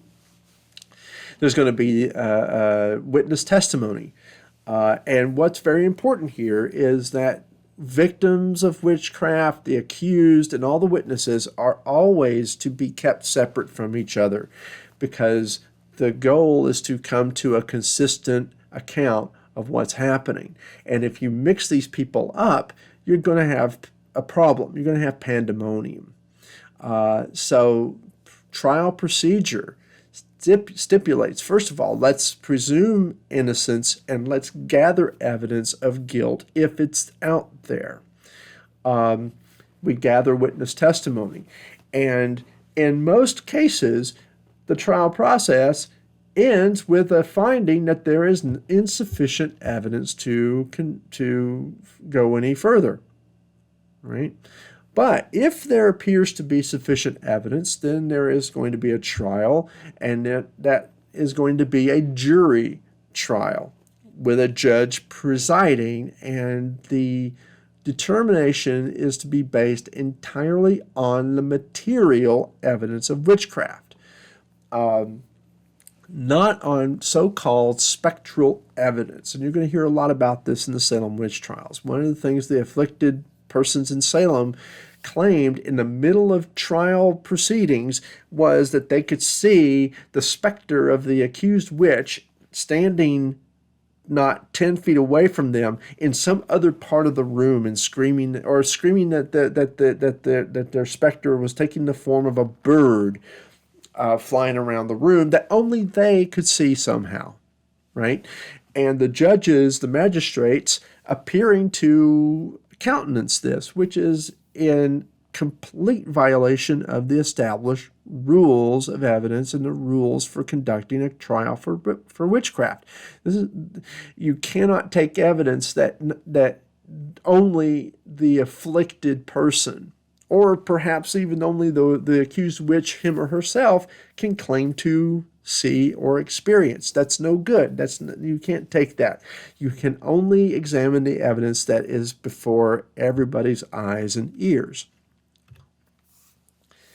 And so, as a consequence, convictions are rare because there's usually not enough evidence, and there might be a finding of something else, like demonic possession or demonic obsession.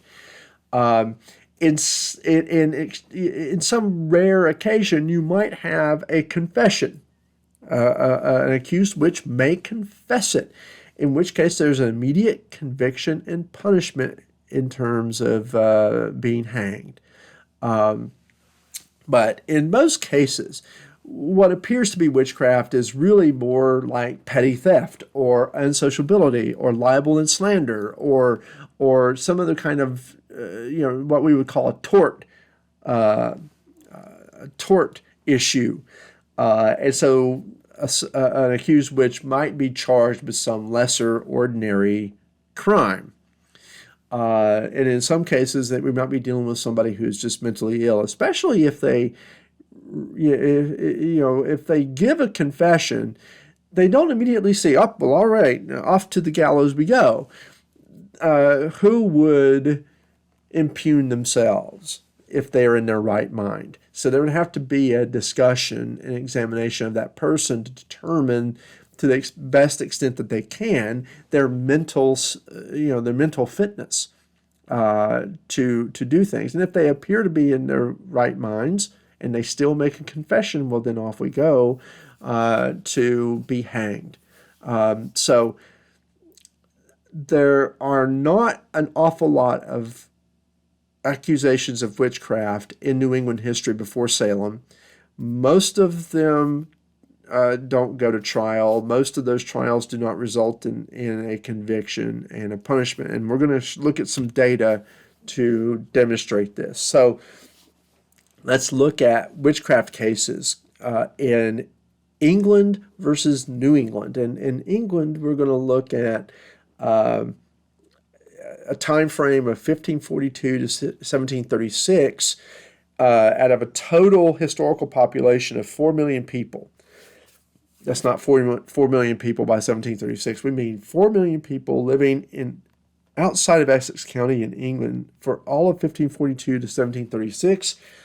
There were an estimated 2,000 indictments or formal accusations of witchcraft, resulting in 300 executions. So over a roughly 200-year period, that's it's a fairly significant figure, but not, it's fairly standard for that period. Remember, we're talking about, this is the time, this is the beginning of the Reformation and religious conflict and all that, and we have to understand the extent to which witchcraft accusations went hand in hand with that sort of thing, going back to the 16th and early 17th centuries. Okay? Now, look at Essex County, England. Essex County was that Puritan stronghold of East Anglia, where this is where Puritanism was born. For the years 1560 to 1680, okay, out of a total historical population of 100,000 people, there were roughly 650 indictments for witchcraft and 74 executions, which you don't need to be much of a mathematician to look and see that that's a much higher proportion of the population. So Essex County is unusual in England for belief in witchcraft, the aggressiveness with which witchcraft was prosecuted and dealt with. Now, look at all of New England from 1630 to 1700. So this is going to include the Salem witch trials. Out of a total historical population of 50,000 people thereabouts, we have 234 indictments for witchcraft and 36 executions. 19 of those are going to be Salem. So right there, that tells you that, yes, New Englanders definitely have a certain penchant for trying to winkle out witches and deal with them. But as I said, 234 indictments, but only 36 executions. So people brought to the docket accused of being witches, but in most cases, they are let off. So let's look at witchcraft cases before Salem, 1630 to 1689, okay, and not looking at Salem at all. What are the age and sex of accused witches that we can know for sure? And what you see for the entire group, what you see to a large extent, is that overwhelmingly we're talking about women in the crosshairs. Okay. However, as primary suspects, men are more highly represented. And of those people, you can see that we are looking at a lot of people between the ages of 31 and 60. And so if you're in those particular age groups, you are in greater danger than if you are younger or much older. So, looking at Essex County, Massachusetts, for the period of the Salem witch trials, and you see that there's a greater variation from this earlier established pattern, where if you are under 30 or over 60, largely you're less likely to be suspected. But when you look at what was going on here, it is a different story. It seems to not much matter if you're anywhere on the scale, but again, especially if you are in this middle group, you are in a certain degree of danger just about however old you are until you're in your late 60s or over 70 years old. And as you can see, again, the scale tipped overwhelmingly towards female suspects rather than male, although it's fair to remind ourselves men were suspected of witchcraft as well. What about their marital status? To the extent that it was known or recorded in trial records. Okay. Of accused witches through most of New England 17th century history. Okay, 79% were married, 10% were widowed, 1% were divorced, and 10% were never married at all. So this is interesting because I said that, well, if you were widowed, you were suspected. Only suspected. Right? That doesn't mean automatically that you are going to be a suspect. In fact, it was more suspicious, as I said, if you were married and had no children, or if you were married and your spouse died under, weird circumstances, or if it's a marriage that seems to not at all be normal. If the couple are always fighting, never seem to get along, that is another indication of something diabolical perhaps going on. So, as I said, parenthood. Let's look at this now. All right. 62 total accused witches between 1630 and 1700 had children. 12 had no children, and 11 we don't know because it wasn't recorded in the records. So, as I said, having no children was considered suspicious. But if you had children, but again, if you had very few, if you only had one or two kids, especially if the records are unclear as to, we're talking about living children. So if you had a lot of children, but only one or two survived, and you have a lot of children, maybe you've had several children who died, that would be considered unusual. Although infant mortality is by no means unusual, it was not so common that you could look the other way on something and say, well, you can only expect 2 or 3 out of 10 to survive to beyond their childhood years. So again, look at how much more the scales are tipped against women than against men in this.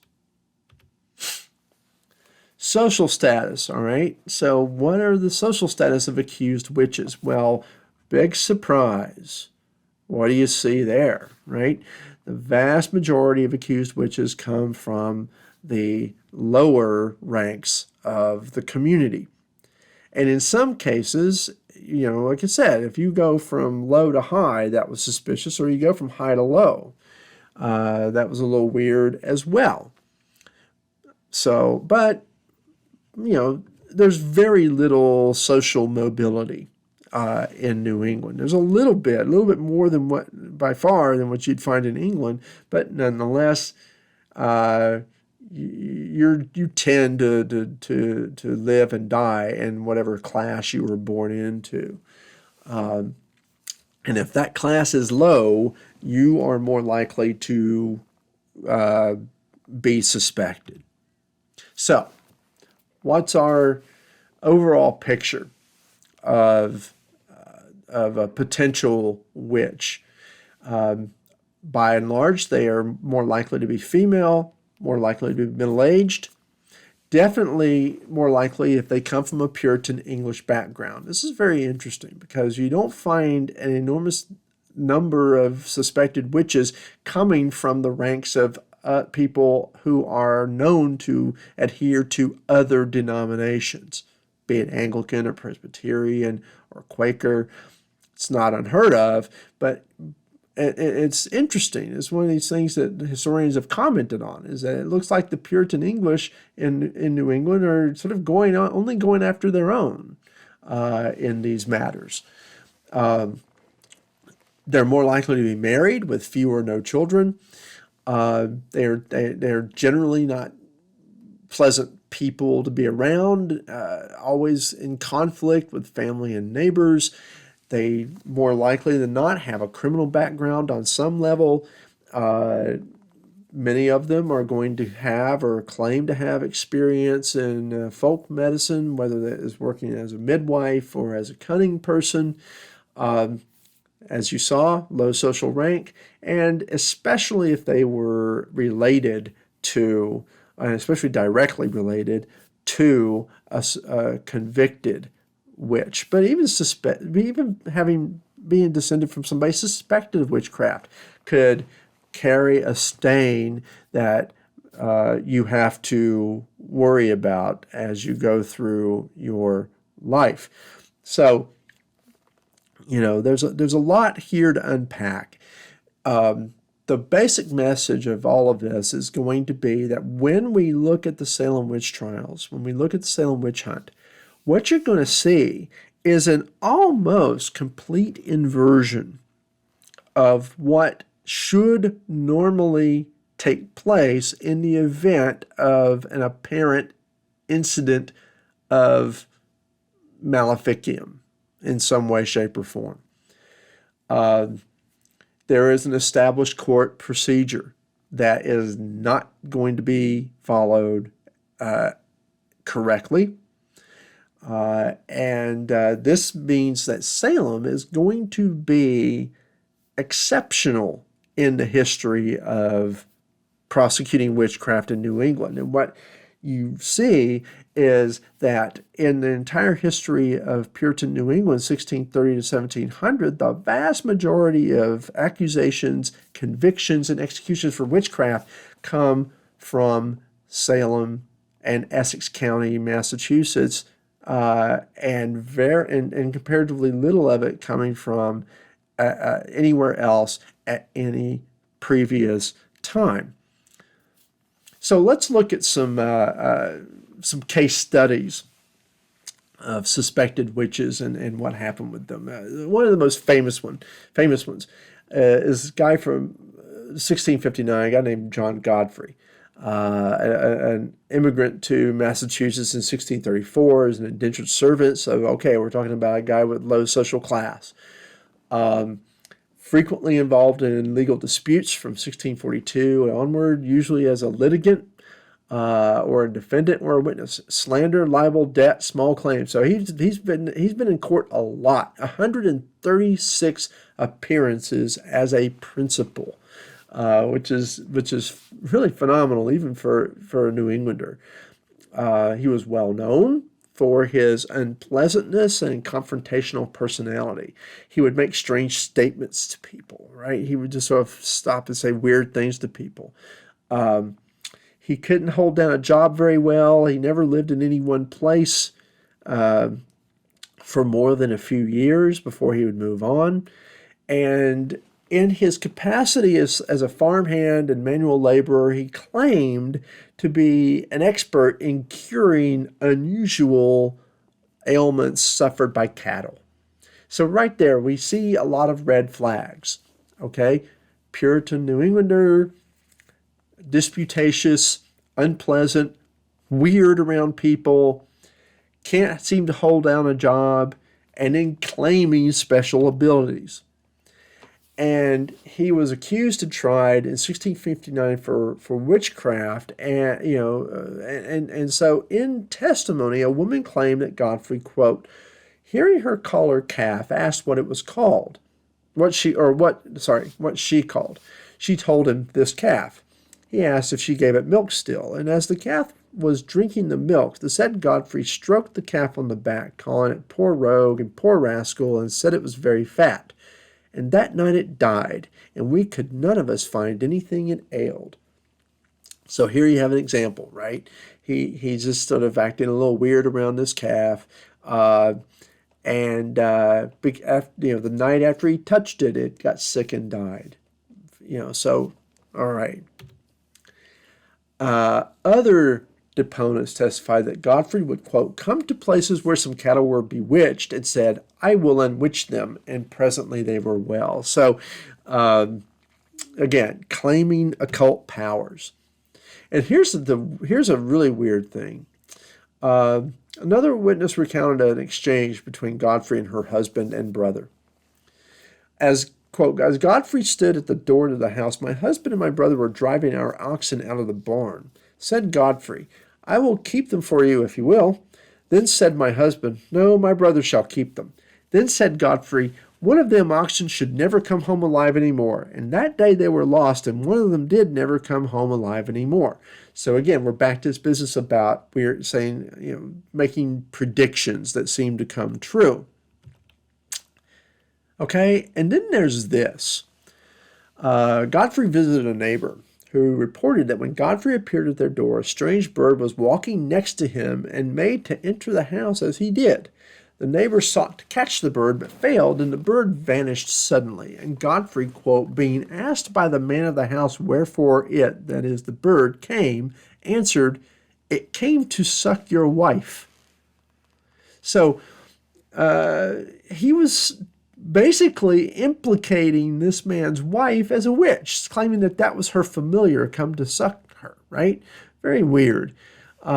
He claimed to know all about witches and witchcraft, and so yeah, he's throwing up as many red flags as a young man can possibly do. So nevertheless, he was acquitted in 1659 due to there being a lack of direct evidence of witchcraft directed at specific targets. And then he sued his neighbors for accusing him. And he won some damages, but most of the cases were thrown out.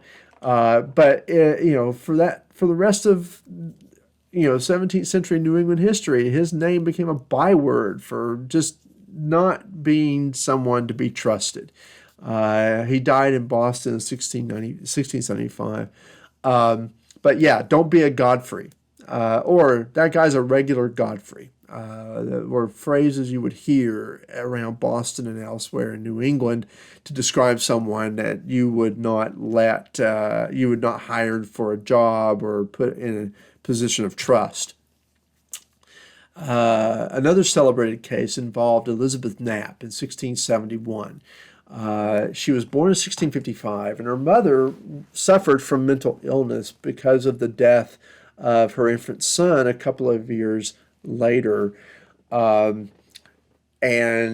because of this, her father began to have extramarital affairs and is known to have fathered at least one bastard child.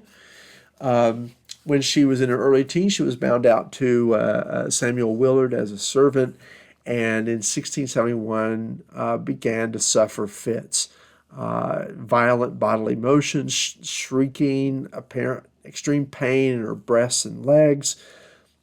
She would babble. She seemed to be not able to speak at other points, and then at another point claimed that the devil could speak through her. When this sort of thing starts to go on, especially when you claim physical pain, you don't immediately think, oh, I'm being bewitched, or I am a witch, or whatever. You call the doctor. if a decent one is available, you call a doctor, and the doctor would come out and perform an examination. If they cannot find a physical cause, then they will then refer the case to the clergyman for a possible supernatural explanation, and that's what happened here.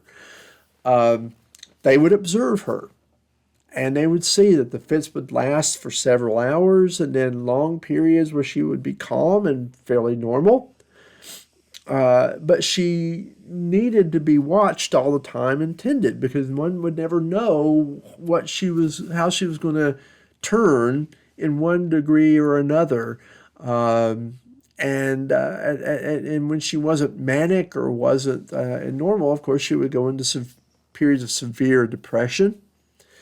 And when asked, "What's happening with you? What do you think is causing this?" she could never say.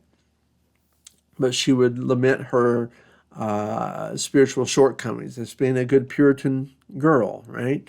But then at one point she said that she signed the devil's book, but then recanted. Again,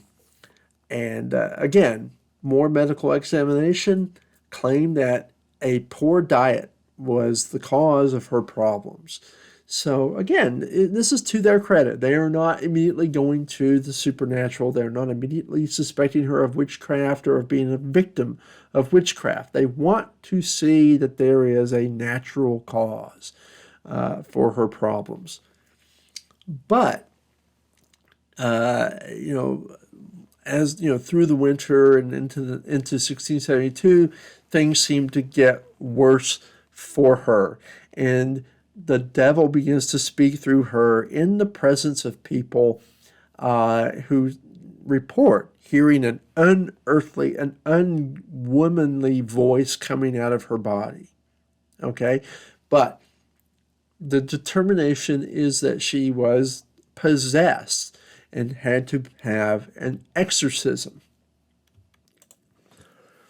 Now, it is worth reminding ourselves, of course, she was considered a victim.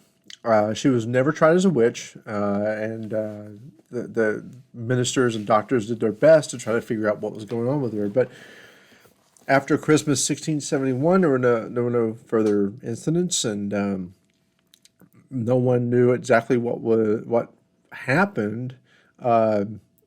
She at one point claimed somebody was bewitching her, but then recanted that, along with recanting that she had signed the devil's book. So nobody was charged, and afterwards she led a comparatively normal life. But of course, given the sensational things that seemed to occur to her, she was always going to be an object of interest, a subject of gossip and speculation for the rest of her life. So again, what makes one a witch? Well, there are vague legal definitions of witchcraft, and they can differ from one locality to another. There is the question of malefic versus divinatory witchcraft. You have personality characteristics that tend to be broadly defined, and yes, it's more likely that one is going to be an older woman of a lower social rank, to be sure. But at the same time, somebody of a high rank, someone who is younger, a man, can fall under suspicion. So it's difficult to have a definite, this kind of person is always most likely to be a witch. What happens, of course, in the wake of a witchcraft accusation, if something's happening, as with the case with Godfrey, he sued his accusers. You're going to see something happen in the wake of the Essex County witch hunt, right? In the sense that people who were acquitted are going to sue their accusers, or people who are convicted seeking to have their convictions overturned, that seeking restitution from the government when it becomes clear that the case was incompetently prosecuted, right?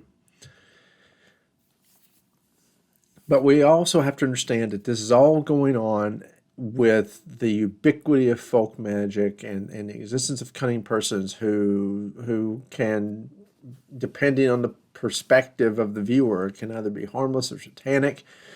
You've got the pressures applying stress specifically to Eastern Massachusetts in 1689, 1690, and 1691 that are going to make the context for that place very different from the usual, and therefore accounts for what makes a witch anywhere else more consistent than what you see in Essex County, right, with the Salem witch trials. But in the end, if there's anything that does hold true for the most part, regardless of the time frame or the place, is that people living on the margins of the community are going to be the most vulnerable, and they are the ones who are going to be the least capable of defending themselves. They're going to be the ones least given the benefit of any kind of doubt. That being said, nevertheless, it's worth saying again and again, prosecutions and indictments, much less executions for witchcraft, before 1692 are comparatively rare. This goes in line with what Cotton Mather said. Witches are real, but they are rare. Except in Salem Village, it would seem. So with that, I think we've got the background pretty well laid out. I don't need to go into the background specifically of what happened with the Salem witch trials. Your books are going to go into that in much greater detail. And we will read those things and talk about them. Our next lecture, in fact, is going to begin to talk about the historiography of the witch trials and how historians have interpreted the witch trials. And so I will see you then.